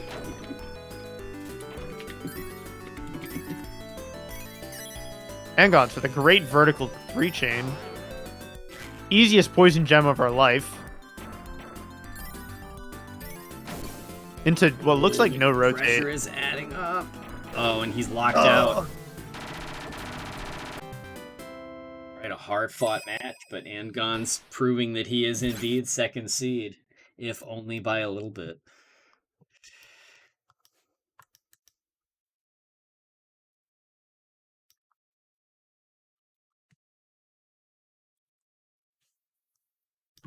Okay. With that, before we head on in to winners finals, It's time for a short ad break here at Puzzle Wednesday as we go over our upcoming events for the first half of the month of July. We have, I think, the second edition of Magical Tetris next week, which is a Mickey Mouse game. It is Tetris where you have a special meter that can help you on defense. And when you make clears, the garbage you send to your opponent does not come up from the bottom like you may be familiar with in Guideline. It fills your opponent's piece queue with heinous pieces from the seventh ring of hell. You get pentaminos, squares that are 6x6, triangles that are 7x7. Mm-hmm. You need that super meter to stay alive in this game because there is a lot of chaos going on, and the Yep, game will kill you one way or another. So I'm it very sure excited to will. see this one return to bracket because our Tetris games are often pretty hard fought, and this is a very fun one to watch in particular, just because it can be so crazy. Then for July 9th, the week after that, we have Pochi and Nya, which is Compile's take on Puzzle Fighter. Instead of making big blocks, you make spiky strings. And instead of having to wait for crash gems, you can summon them at any time. So it's a very interesting, much more controlled version of Puzzle Fighter. You have a lot more control over when you can place pieces, and the offense and defense can be pretty tricky. There's a lot more screen watching because sniping your opponent when they are not ready to respond is very important because those crash gems are always available, and margin time can get quite humorous as it backs up, and even very short chains start sending enormous amounts of garbage. And I do not know what this Friday game with the pipes is. So you're going to have to That's cover said for me no. here. Oh, that's Sendo? Oh yeah. Oh, Oh, yeah. that's not what I expected Sendo to look like. Okay. Sendo. We were talking about Mickey Mouse games earlier. This is the Mickey Mouse game. Sendo is a game where supposedly you're supposed to connect pipes and make rings. That's not really how it turns out, though. What actually happens is you break the chain system to cause pieces to collapse in on themselves, and it becomes a True. very, very funny mid-game garbage ping pong match. It Mm-hmm. is absolutely incredible. This is a fan favorite for sure. We don't run it too often, but every time we do, hilarity ensues. I believe it's also the originator of what we like to call updas strats, because if Of you what hold strats? up, the piece actually does fall slower. Oh yeah, there is a lot of holding up in this game. It's so funny. All right, and July 16th we have another banger, which is Rakujang, the mahjong puzzle game where you make Mhm. mahjong hands by matching melds. And then once you have completed your hand, God comes down from the heavens and decides if it's real or not. This game is like, there is no way to describe this game. You must experience it firsthand, and it's definitely worth it. Playing this in grand finals at Frosty Joustings is like the funniest thing of my entire life. I'm never going to forget that moment. So hopefully you too can come out and have a wonderful time with Rakujang, the mahjong puzzle game.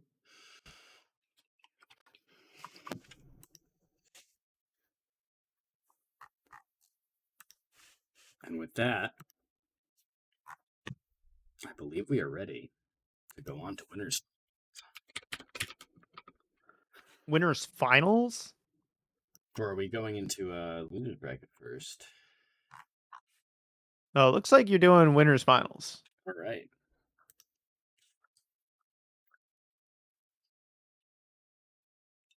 This will be a big one.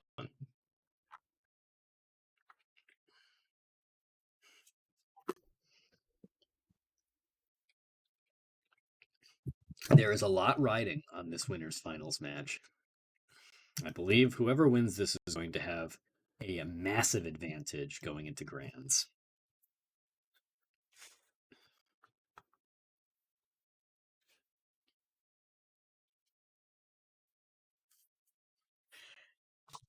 As soon as the Sphinx and Angons are ready.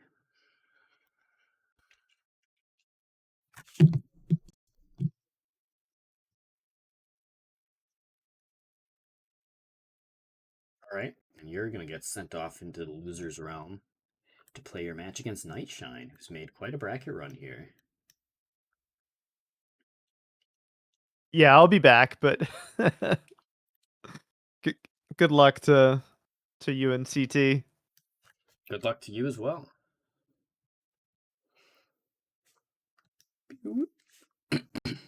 Oh, I'm so excited to have Rakujan come back. This game is Yeah, so much fun. that game's a blast. It's so fun.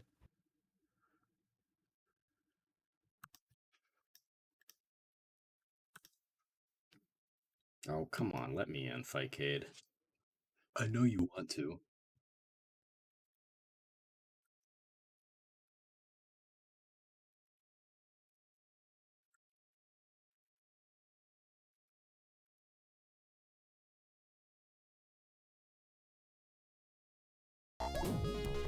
There we go.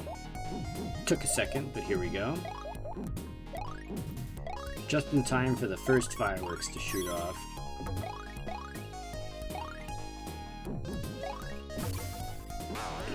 Momentum swinging in Angon's favor at the start here.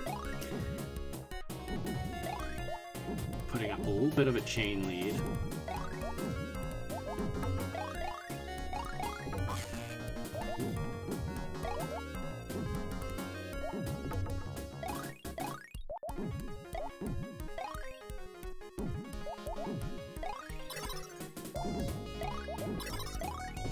Ooh, gets the offensive drop off into a nice power 3.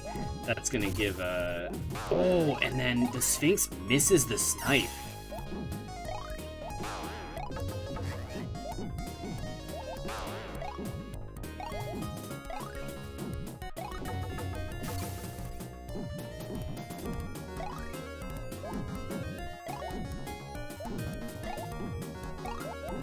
Oh, the double upside down flip getting Angons there at the very end.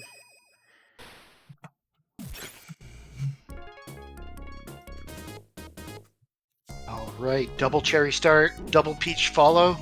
Oh yeah, there's a lot of chain potential here.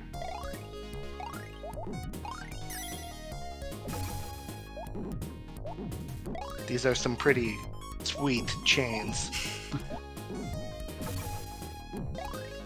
Chains ripe for the plucking.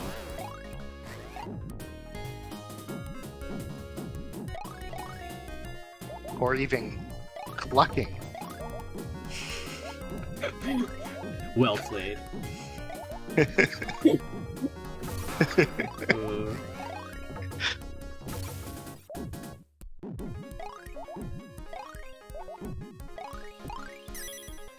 It is sad that the chickens, I'm not aware of them ever making a comeback in another Sega game, but they are a beloved Sega character. The columns chicken. Mm-hmm. Alright. So Sphinx taking game 1. Pretty convincingly. Ardrox or Angon's getting momentum at the start in both of the rounds, but unfortunately the Sphinx just playing the long game. Oh, we got the plus. We got the cross head screwdriver for the Phillips heads that they're dropping.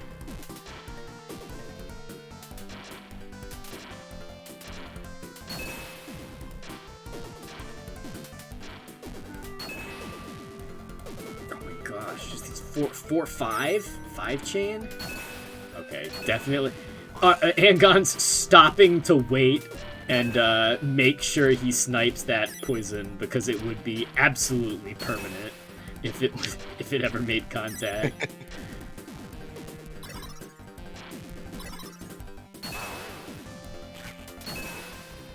Okay, yeah, both players successfully sniping the magic. Ooh, back-to-back hits. That can really catch you off guard. Pressure just adding up here. Ooh, Sphinx building a chain into the poison. I think it's the fast fall one. I see a weight on the chicken. Yeah, Angon's definitely afflicted with fast fall. And that's permanent. So he's gonna have to deal with the fast fall for the rest of the round. Oh, and this pressure. Yeah, okay. Unable to make a chain with that final piece. And Guns gets pushed over the top.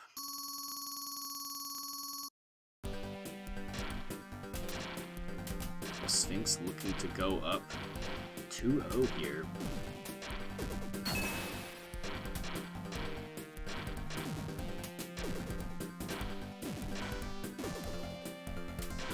These matches are so stressful. Yeah. It's like my brain can't even see anything, and then they've placed like 2 pieces and set up a 3-chain.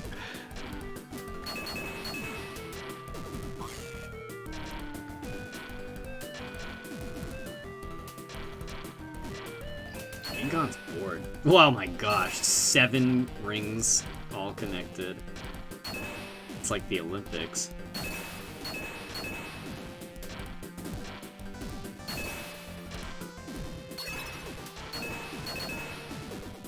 Defensive magic piece placement. Both players getting the magic piece off defensively here. So we return to a semblance of a even neutral play. Oh. The simultaneous punch.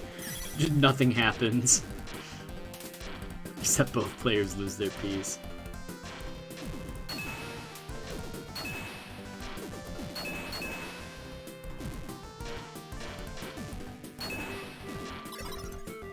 Place your bets. Is the poison gem on the Sphinx's board going to become relevant? Ooh, the deep blue spring. I wonder, can you activate it with the magic gem clear? Oh, I don't know. That's a good I don't question actually to know. ask. Ooh, things are getting a little hairy on Angon's side of the board here. Oh, he finds a 2-chain though. He can punch down. He's in this. Oh, he found another power too. Oh, the vertical switch, I think, freaked him out. He just got jump scared there. Wow, the vertical switch with the fast fall is kind of brutal. Yeah, you just don't have any time to react to the fact that your piece is now moving in the opposite direction you would have expected, relative to your board at least. I like that they're Nagi actually knows. counter-picking the colors. It's very fun. So apparently, if you use the magic gem to clear your poison, it doesn't activate the poison. Okay. It just disappears. That makes sense that it wouldn't. Otherwise, you could do some kind of shenanigansy stuff. The game probably wouldn't. That seems a very, like, it's kind of obvious they would code that out sort of interaction.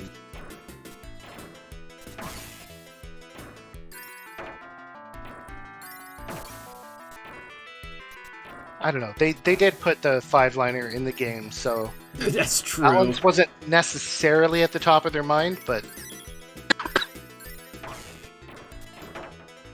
The 5-liner is so silly. We haven't seen one in a little bit. that was a monster chain from the Sphinx, and the poison is on board. It gets and cleared. He chains into it. Okay, luckily And it's just black and white, but but it's gonna last. and with the gems, it's not insignificant. It can be a little hard to tell these things apart. Doesn't stop Angons from making a nasty 4-chain though. Yeah. Oh my God. He just sort of chains like a god. Oh, and he did it then again. And into the poison. Oh, and the 5-liner comes out. Ow! A 5-liner saving the Sphinx there from really being on the back foot after the incredible pressure Angon's pieced together at the end there. Man, the density of crazy stuff happening in the span of like 3 seconds there.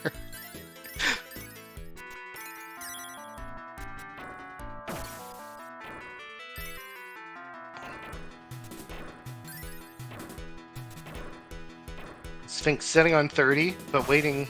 No, he already had second attacker's advantage. Okay. Doesn't get full value out of his 30, but, you know.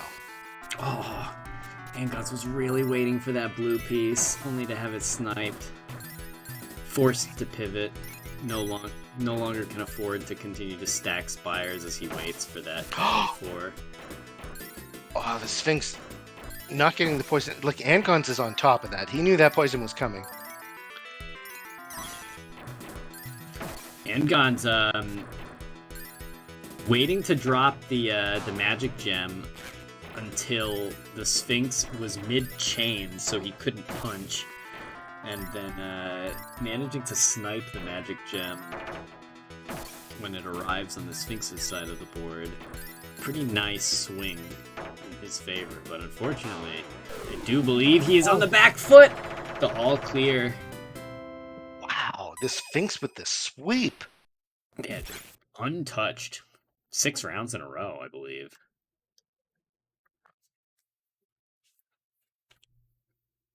Nice to see the Sphinx in top form. Yeah, for sure.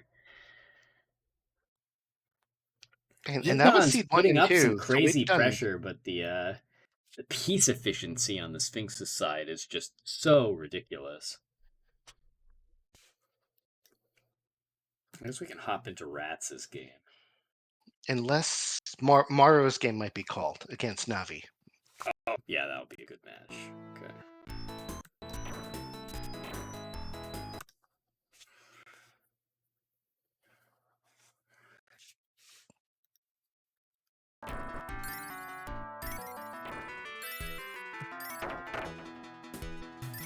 Oh, they're both playing. Okay, yeah. Okay, neither is called as a stream match, but I guess we weren't expecting such a fast sweep.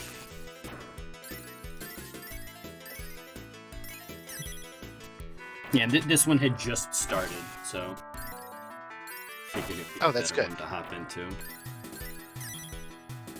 Ooh, the random power orb showing up on Navi Dude's side. And it is very accessible here with the greens.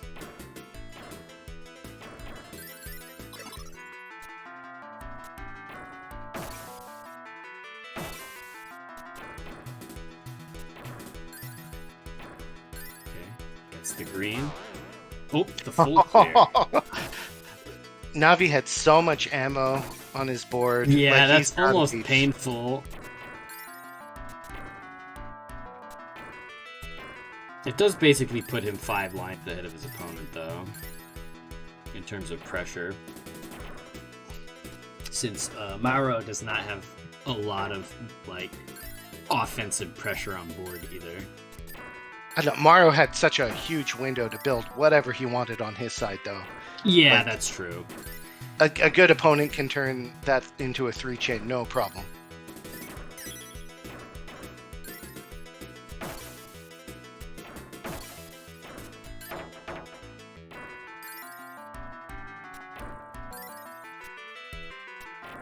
Yeah, Maro playing somewhat defensively. This will give Navi Dude a bit of an opening.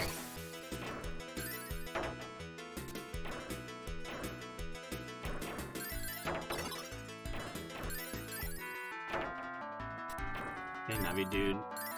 Free shot to place the magic gem. We have an incredibly buried poison orb on Maro's side. That one, I think, perhaps may be too deep to ever see play. Ooh, chain into the poison, and it's a big chain, too. So the damage is immediately back, and it's a second set of poison. Oh, and a third poison about to come out. The pressure is just too much. Navi Dude taking first blood here. Which is 3 3 chains, back to back to back.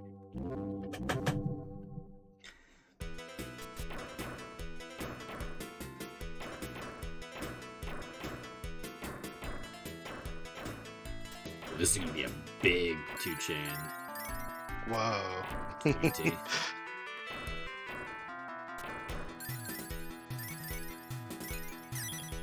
Okay, another power 3 coming out of Maro's side as well. Ooh, and V2 really on the back foot. The momentum swinging heavily in Maro's favor. And he gets the poison off. What's it gonna be? Oh, it's no peace queue. Could be worse, but at this high board, Oh, that's not enough height. it's lethal. You just have to slow down too much. He needs that space to live. The That is chicken one, no couldn't matter cook. how good you are, without a peace queue, like, you will slow down. Yeah, I mean, if you can't see the piece and it spawns fully off the top of the board, you have to know where to put it. You can't just slam it down. And if your board's almost full, Just pray. you it's not a great prospect. Okay, 3 chains set up here for Movie Dude with the orange. Let's go gambling. Oh no, it didn't work. He's got another one. And he's waiting to snipe the poison. Gets it. We got a 3 as well.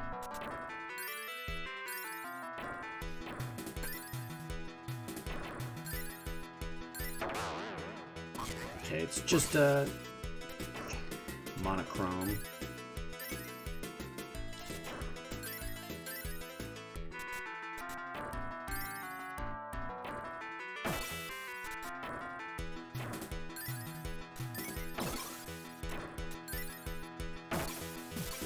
Oh, Magic Gem gets out. Yeah, and it Mario's being the out of up, space. it being the up arrow is really brutal too. Okay, Oh, but Maro Maro does manages to okay. sneak the down out as well, so we're back to pretty close to neutral. Yeah, so I'm not sure if anyone's mentioned it yet, but certain animations, like, you can't snipe during the animation. So if you're in the middle of a chain clear and you press the punch button, it's not going to come out until after, the matches are done clearing. So there is very there are subtle windows time. where it's safe to drop your piece. Oh, but the double. That 8 clear advantage. Very impactful. This is no longer winners finals. It is in my heart. Yeah. It would be cool to see Maro on the podium one of these days.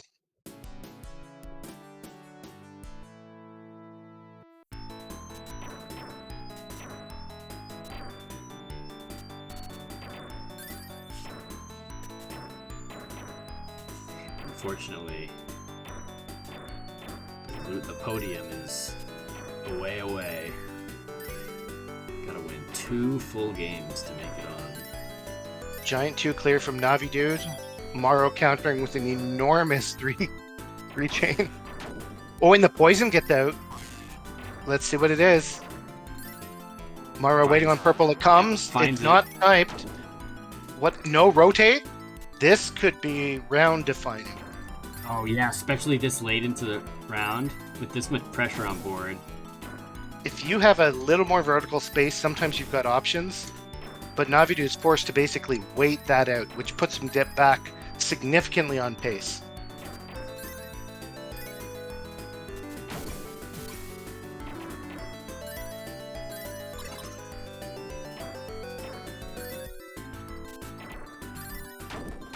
Hey, finishing it in for pressure.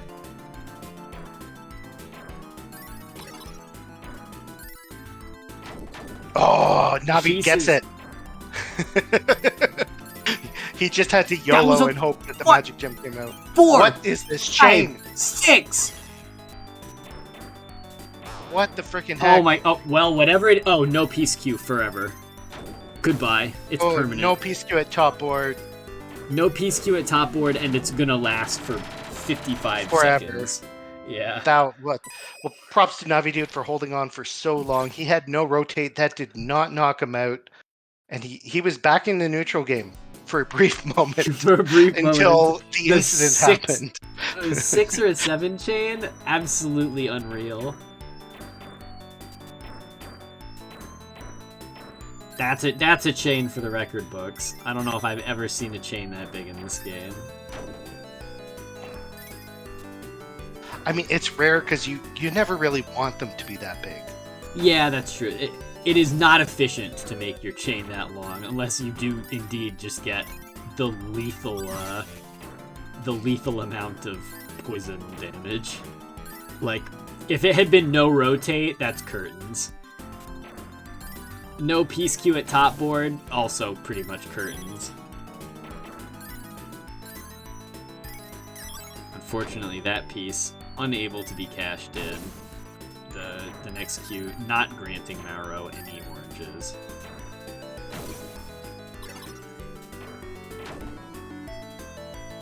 Board not very open for Mauro here. Really having to think about what he needs to do with the incoming pieces he's getting. Both players about half full.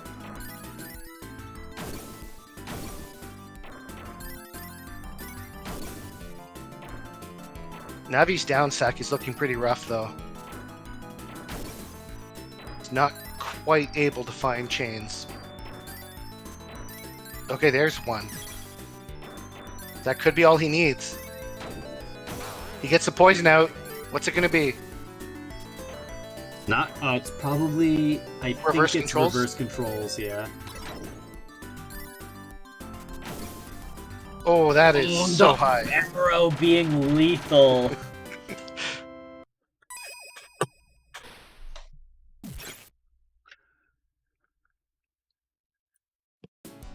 All right, Mauro on their tournament life here.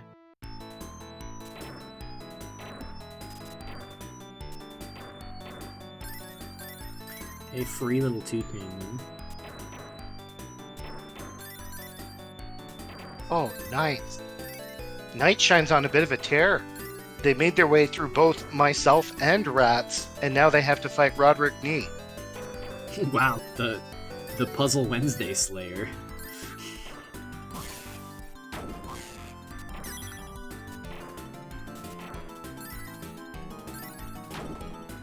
Okay, Mauro finally finding the orange to set off their 3-chain.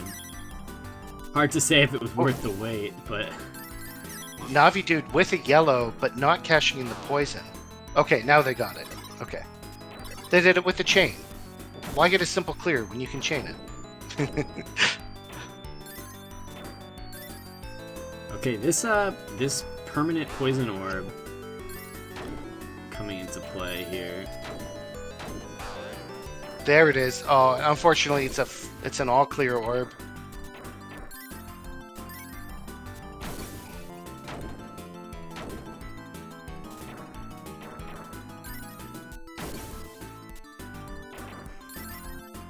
Okay, Mauro is kind of tight for space, and I don't really see much in the way of chainage on screen.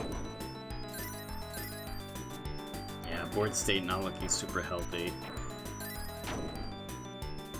Lots of nice clears to start making progress on the down stack, but you just get one bad piece and suddenly you're back to square one. Oh no, Navi's afflicted with the magic denial. Oops, doesn't prevent him from sniping though. Yeah, And the snipes other are way of denying consequential. magic.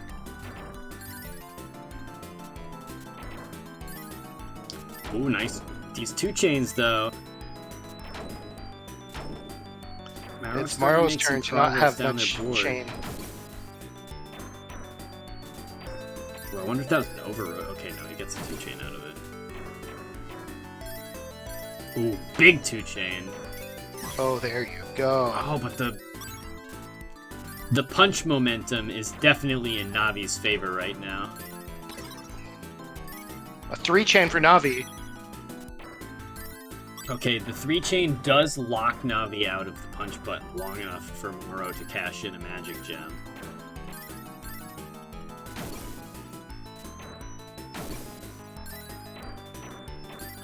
You can see the gravity starting to increase. Both players fighting for their lives here. Oh, and the tower in column 1. Navi dude going to advance. Very hard fought match. 76 to 72. That final round. Neither player wanting to give up, but Navi dude is going to triumph. That was a sneaky lethal. Just one little populated square on the edge of the screen. But that's all it took.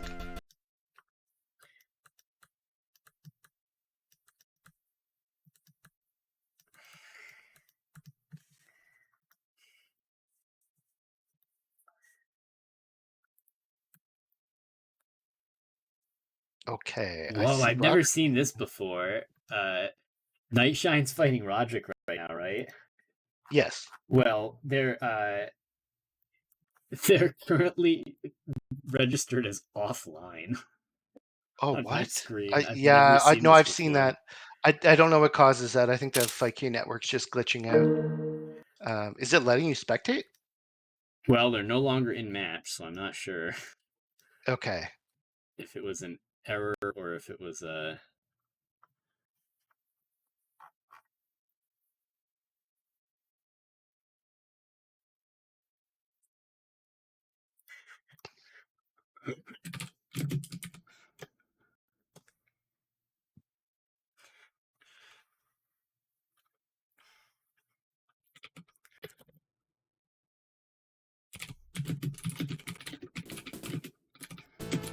Hoping these technical issues can be resolved momentarily.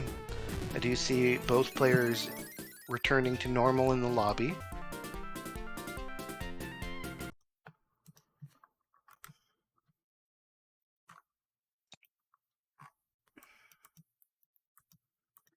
Okay, yeah, I don't know if they're playing or not.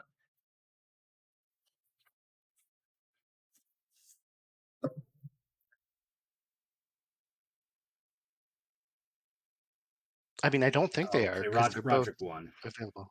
They did. Oh, they finished. Okay. Ah, sure enough.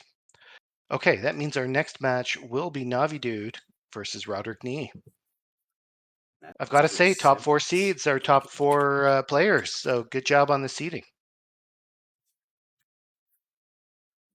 And they're sequentially ordered to 3rd and 4th are playing for 3rd place right now, and then 2nd is there waiting in lose finals.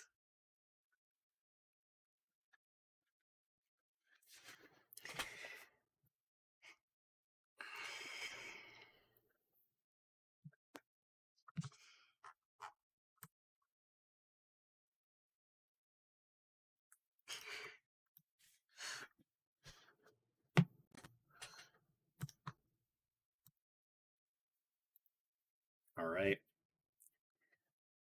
Set up number 5 with the tool shed. We are ready to go as soon as our competitors. Okay, and they're off to the races.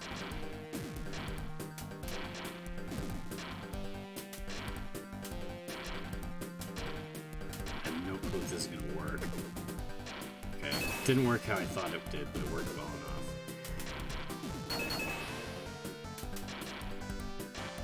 Both players keeping pace. Roderick's got something of a monster chain in development here. He gets a top board chain? How do you even do that? He's got a bottom board chain still waiting for him. He doesn't get the He's waiting for the cannonball. Yeah. It's just not appearing. Okay, finally gets one. Okay, the cannonball starter was not quite as explosive as I thought it would be. Now, I do think that's a permanent poison down there, so he can slowly make his way. Okay, both players sniping the magic piece. Nobody letting a freebie slip through. Some great efficiency clears here from Roderick. Really making some progress down to that hidden gem. He's getting kind of close. But I almost think it might be distracting him at this point. His pressure's been If letting he's up. putting together these 3 chains as he waits for it, I don't know if he's distracting him. Fair enough. Ooh, upside down. Suddenly, every power has been activated all at once. Upside down and black and white on the opposite screens. For the viewers watching at home, you can indeed be inflicted by multiple things at once. Ooh, last poke.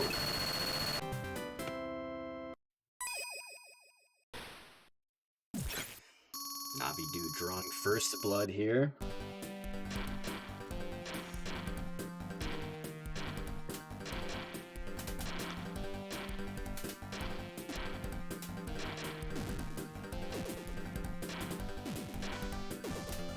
Huge 2-chain there.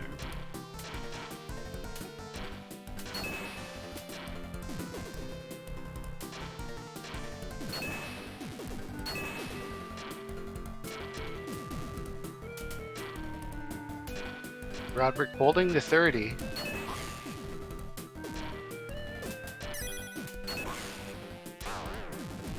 And getting the poison out. What's it going to be? Is this no rotate? I think it's no rotate.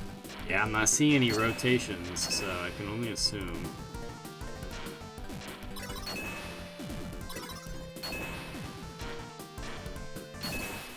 Ooh, what a snipe.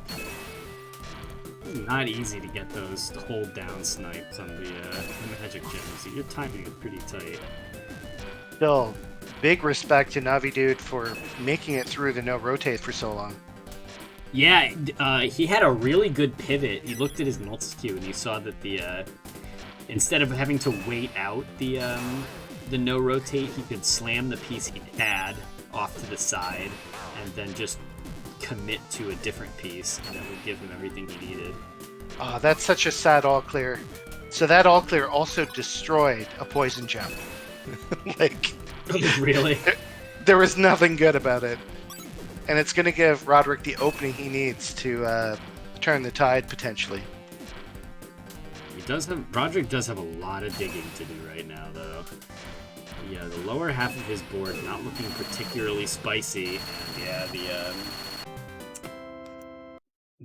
all clear not setting the Navi dude back too far as he wins game 1. So I just want to highlight that Navi dude won that despite getting inflicted with no rotate. So that is hella high.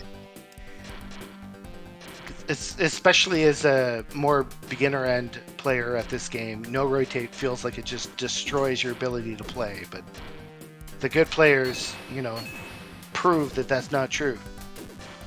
A little bit of luck and a little bit of grit goes a long way. You got to be able to pivot. Yeah. Navi dude made some very smart pivots to just go for to drop it down and clear. And luck was on his side that he got pieces to do so, but also making some amazing plays as he did it as well. Roderick getting denied the spring he looked for. Roderick just created a piece dependency that the game would not give him.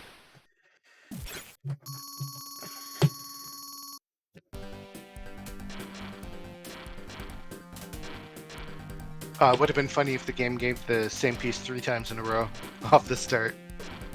Oh, like the all clear triple.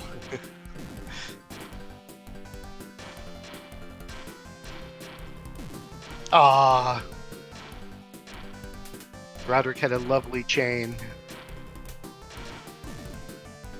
but it ate itself. I don't know if Puyo players have a term for that. Color conflict of some sort. Ooh, the deep chain into the poison orb.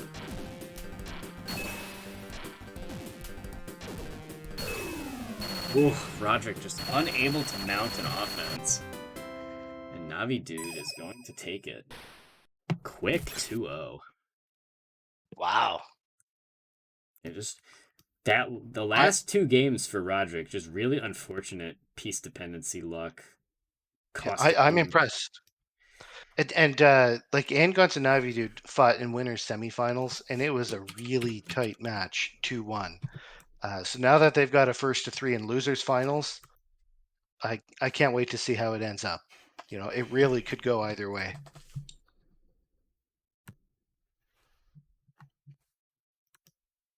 There are only 3 of them, right? There's no columns 4.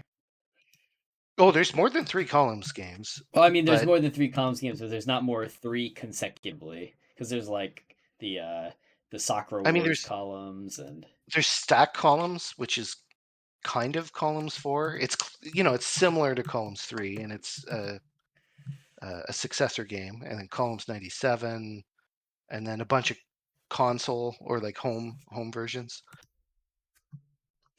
the more you know. I had no clue. I thought it was just 1, 2, 3, and then Sakura Wars. I don't know if 97 is good verses, which is weird. If 2 had decent verses, 3 has excellent verses, stack has decent verses, and then 97, I'm not sure. You can unlock columns 2000 by getting 2000 clears. that sounds like a schoolyard maneuver. Is that on the home port? That's really funny. Okay, players starting their match. Yep, I'm loading in. Okay, Engon's drawing first blood. True to Ratz's comment that they don't really care for the second attacker advantage. They just send out a little poke. First blood as in just first punch button, or first blood as in Yeah, on the first. Okay. It's yeah, like, yeah, oh my first- god, I first haven't even punch loaded in yet, and you're already one round. Oh man.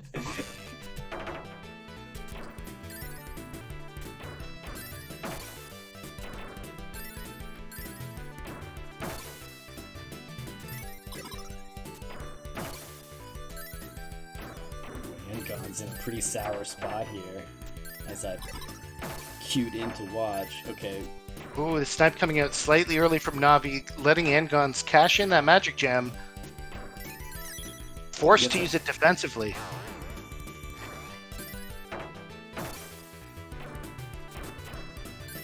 Okay, black and white. That should slow Navi down at least a little bit.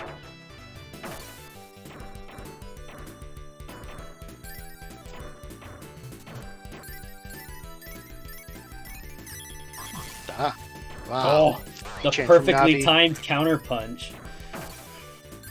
Cross counter. Navi's dangerously low in space, though, and that's gonna do it. Angons takes the first round.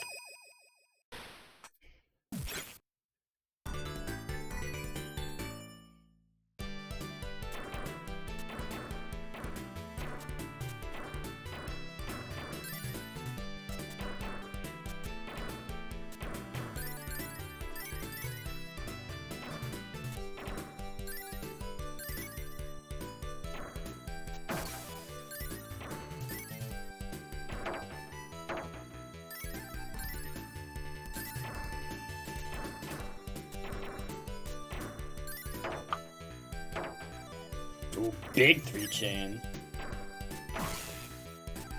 Ooh, and lands the poison orb as well. Can he cash it? Oh, I'm in the B dimension. Okay, it's just color conflict mode activated.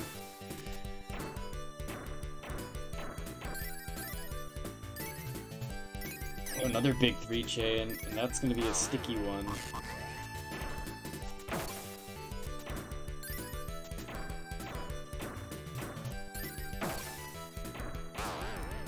Ooh! Boy, I hope that didn't go in the wrong column.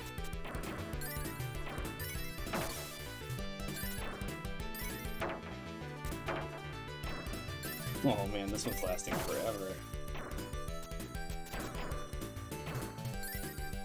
Luckily, the switch back to right side up occurred as the next piece was changing.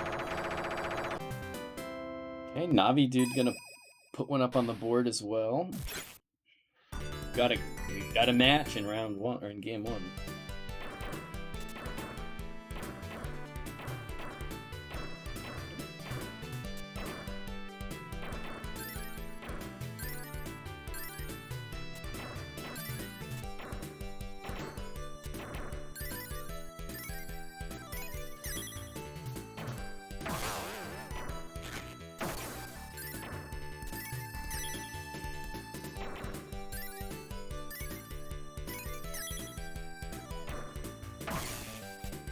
Ooh. Navi Poison Dude punch. stuck thinking real hard about what he wants to do. I don't Yeah, know he what got. I mean, that's a pretty good option. But was it worth slowing down? Okay, he found a way to this yellow poison. Oh, it gets That's sniped though. No, he has the red chain. Oh wow. The alternate win condition. Oh, and the Oh my up God. one is enough. Okay, Navi Dude gonna draw first blood for real. That was. Oh, he was quite waiting for no reversal. rotate to expire. Okay. Oh, okay. I got to get better at recognizing all these chicken icons. Okay, back to the orchard. We got Fruitland.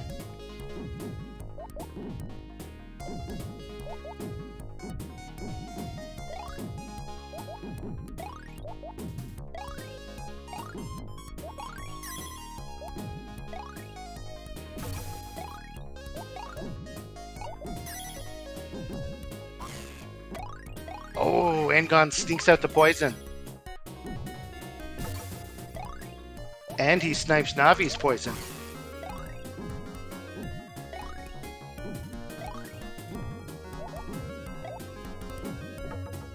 Oh, 3-chain from Angons. Let's go.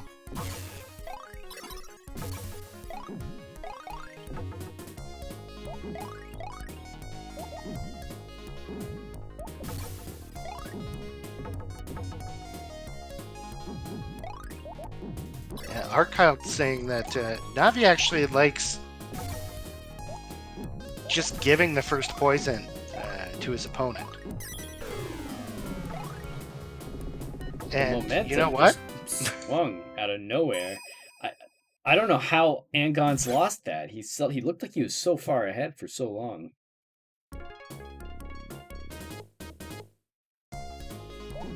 Lethal amounts of damage coming in all at once, I guess.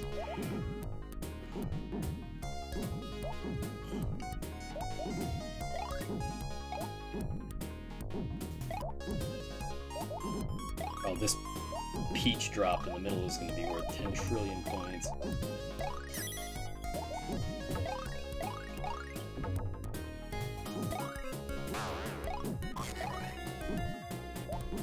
Looks like no rotate.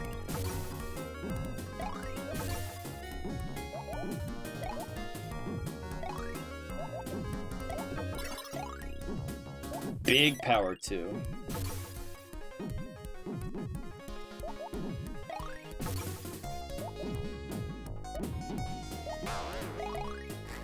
Okay, Angon's getting colorblind.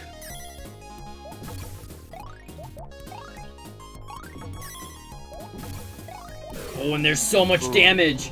Navi Dude just with 3 punches in a row. A 2-liner into the up arrow into another 2-liner. It's gonna give him game 2 as well. R killed, let's go. My boy is winning.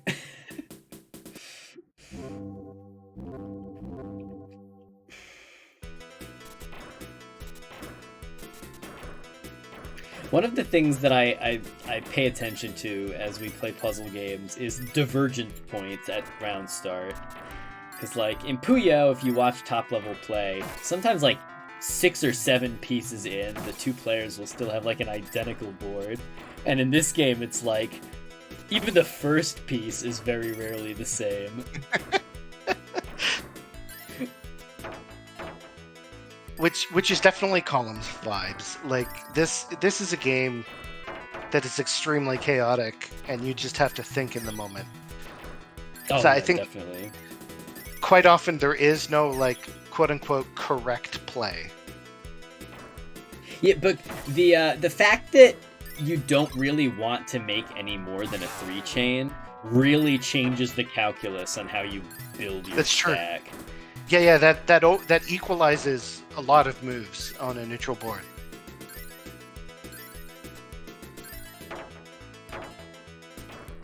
Yeah, like Puyo, a lot of the early game is defined by how you commit to your transition, but you don't have to worry about something like that in this game because you're never going to make a chain long enough to need a transition. Oh man, Angon's is really on the back foot here. Yeah, the pressure just keeps rolling in from Navi. Angons has the speed, but he's getting outplayed in terms of... Yeah, just the piece economy is just massively going towards Navi dude.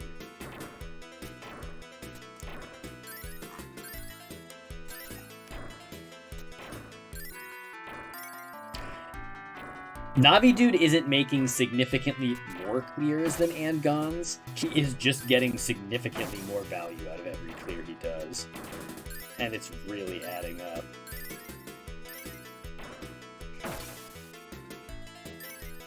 Wow, really efficient cleanup from Angons. And then a 3-chain out of it. Fully stacked with the 30. And he's got... Angons has time to recharge his meter enough to snipe the magic gem, probably. No! He was 1 unit short. Both players pretty close to even here. Navi dude definitely on the back foot for quite a while, but...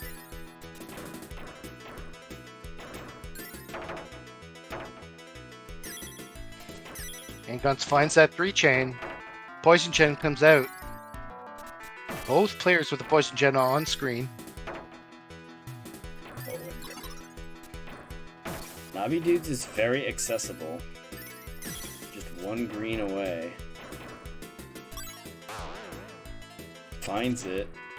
It is... Didn't do anything, I don't think.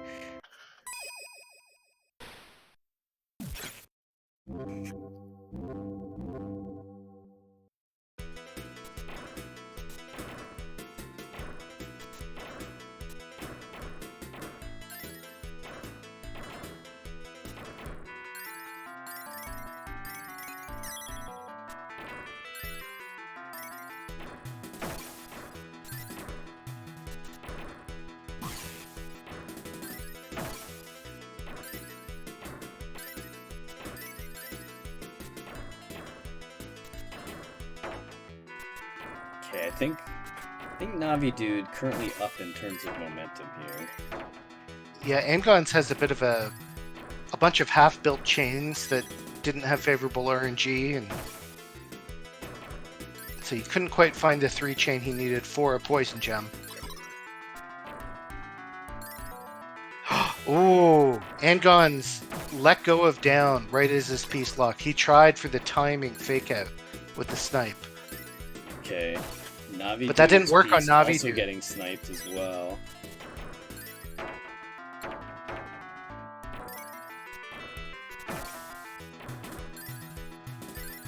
Oh, the 3-chain into the fighter! Oh my god! Whoa. And just like that, Navi dude is going to get an upset and move on to losers finals. Or no, That is move on to grands. Grands, yeah. Yeah. Well, that's pretty cool. Whenever you see someone lose in bracket and then get a revenge match in the loser side and actually come out on top, that's a pretty cool redemption arc.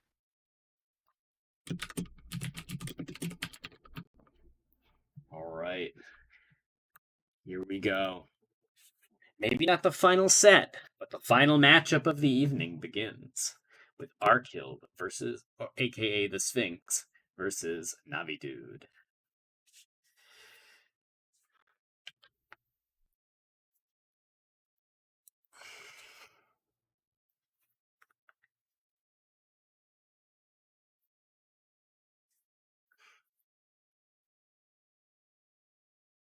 Let's see if Navi Dude can put what he has learned over the course of this bracket to use. And shape the foundation of the Sphinx's reign of terror, as I believe he's won most of the brackets that we've run for this game.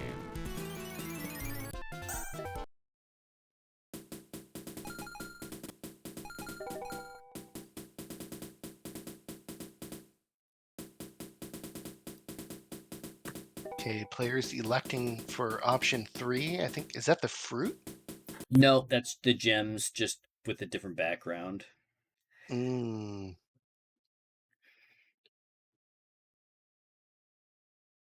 I think the fruit is either 2 or 4, and then the nuts and bolts are 5, and the other 3 is okay. The fruit is 4.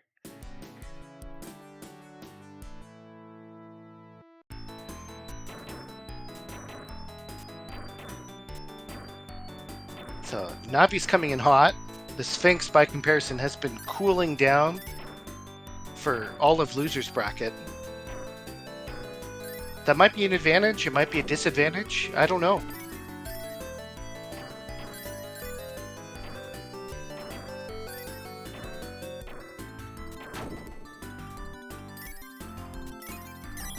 Ambitious chain setup from the Sphinx. Wow. And boy, does it ever work.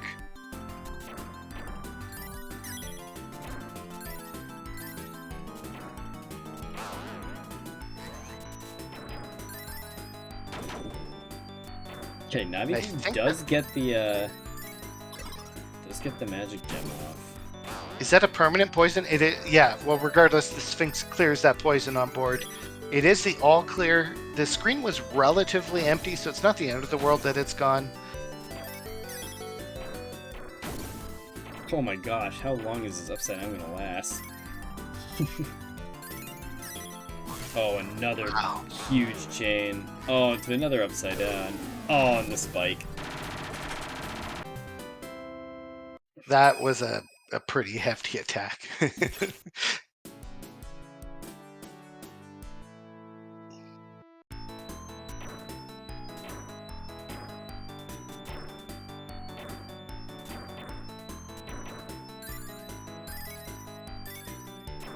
Oh yeah, free chain there from the Sphinx. Navi Dude actually getting more mileage out of the 2-chain though, just with how he constructed it. The Sphinx giving up second attack advantage, but doing it because he was about to do a 2-chain with a full meter.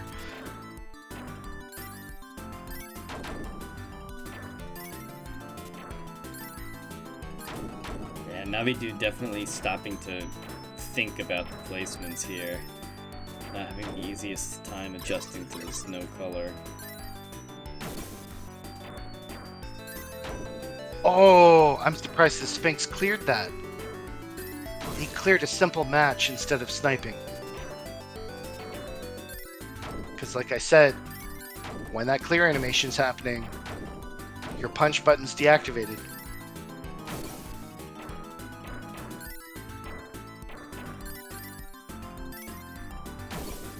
Oof! Doesn't matter though. The Sphinx just like consistently putting out so many more lines than Navi Dude, and he's so much more. The fact that he's taking these second punch advantage shots just means that Navi Dude's having so much trouble offsetting them.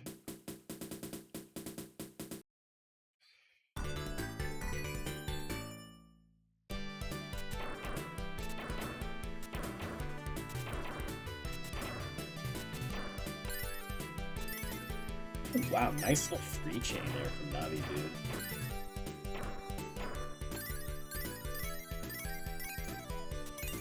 Outdone by a 4-chain from the Sphinx. But the Poison Orb gets sniped, so the 4-chain just kind of ends up being a time drag. But then It does bait the out Sphinx- the first strike advantage, though, so the... Yeah, and Navi earned a poison, and then the Sphinx held on to his 30 until he could snipe the trigger color for the poison. And then the poison evaporated. So, I don't know, the mind games, like, there are so many different places you can take the interactions. It's so cool.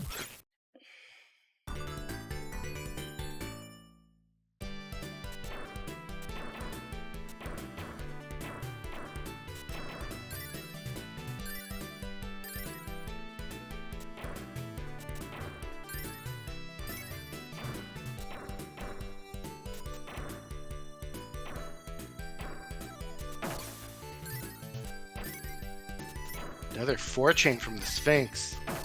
Fully charged with a 30. He gets the poison down. And Navi Dude couldn't quite hit a 3-chain. So the fact that the Sphinx is running on empty isn't that big a deal. But he's running out of something else. Space.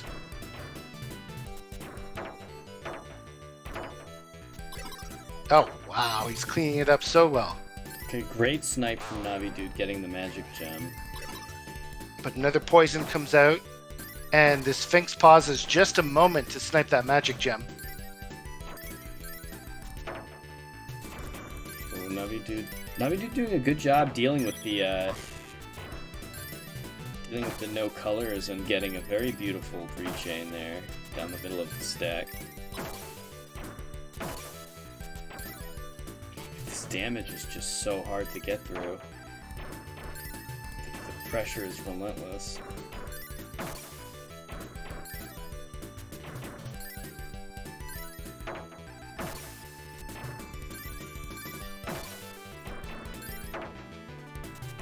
Okay, slamming that down arrow. Yeah, which kind of reset this to a relatively neutral position.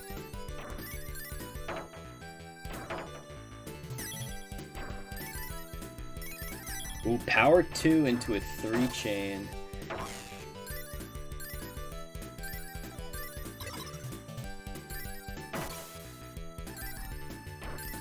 Oh, wow. The Sphinx going for the clear option off of the magic piece. That really does help with the down stack. If you're Yeah, in the bored- mid game, yeah. If your board is just so full of pieces, that is like one of the only ways to truly make progress.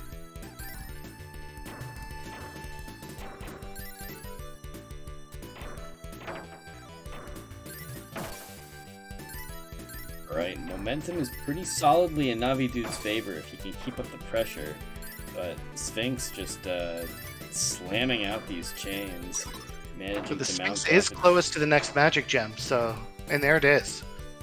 Uses it for offense. Committed, looking for the kill here.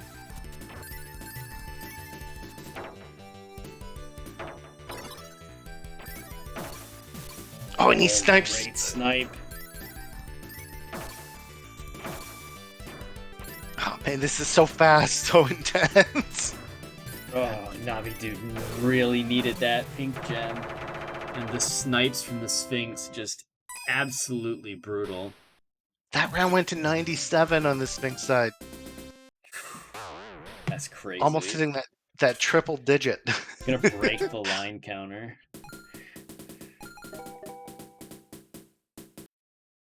Achieving columns 97 in column 3. Gotta make it all the way to 2000 next. Unlock columns 2000. Oh god. I would like to sleep at some point tonight. Yeah, that would definitely be a marathon run for sure. Nice 3-chain there from Navi Dude. Oh, the poison lands. Fortunately, it's not a super consequential one. The Sphinx had enough energy to snipe though, so I'm wondering what was going on there. Oh, Navi Dude's board is not looking great though.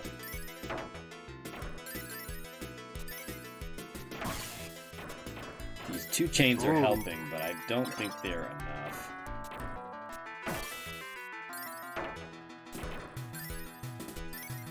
So I think the Sphinx successfully baited out a punch from Navidude. Ooh. But the Sphinx was running on empty when Navidude got his magic piece, so they both got one out.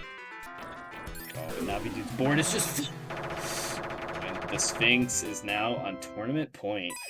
6 rounds in a row.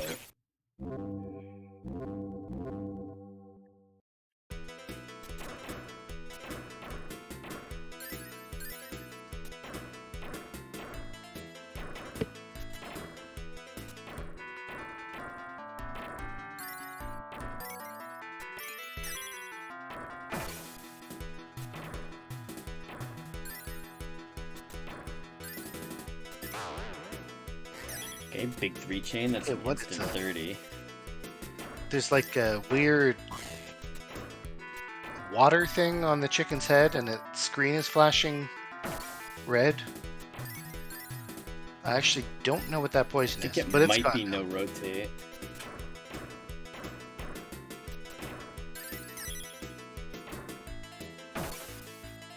I think no rotate's tied up. Oh, this is gonna be lethal. Ooh, that poison on the Sphinx's board. It comes out, and which one is it? It's no preview. That is brutal. It's gonna slow Navidude down. He gets the magic gem though. And we're back. We're pretty close back to neutral, though. Navidude has a lot of not very useful material on board.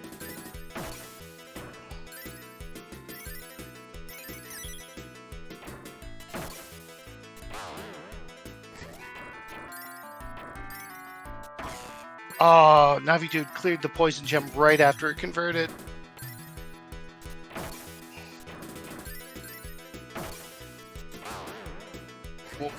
Another. The Alright, now he's poison putting on gems a just show. stacking up as Navidude receives multiple in a row. Yeah, when you're on the defensive like this, it can be so rough. Someone like the Sphinx is just gonna land poison after poison.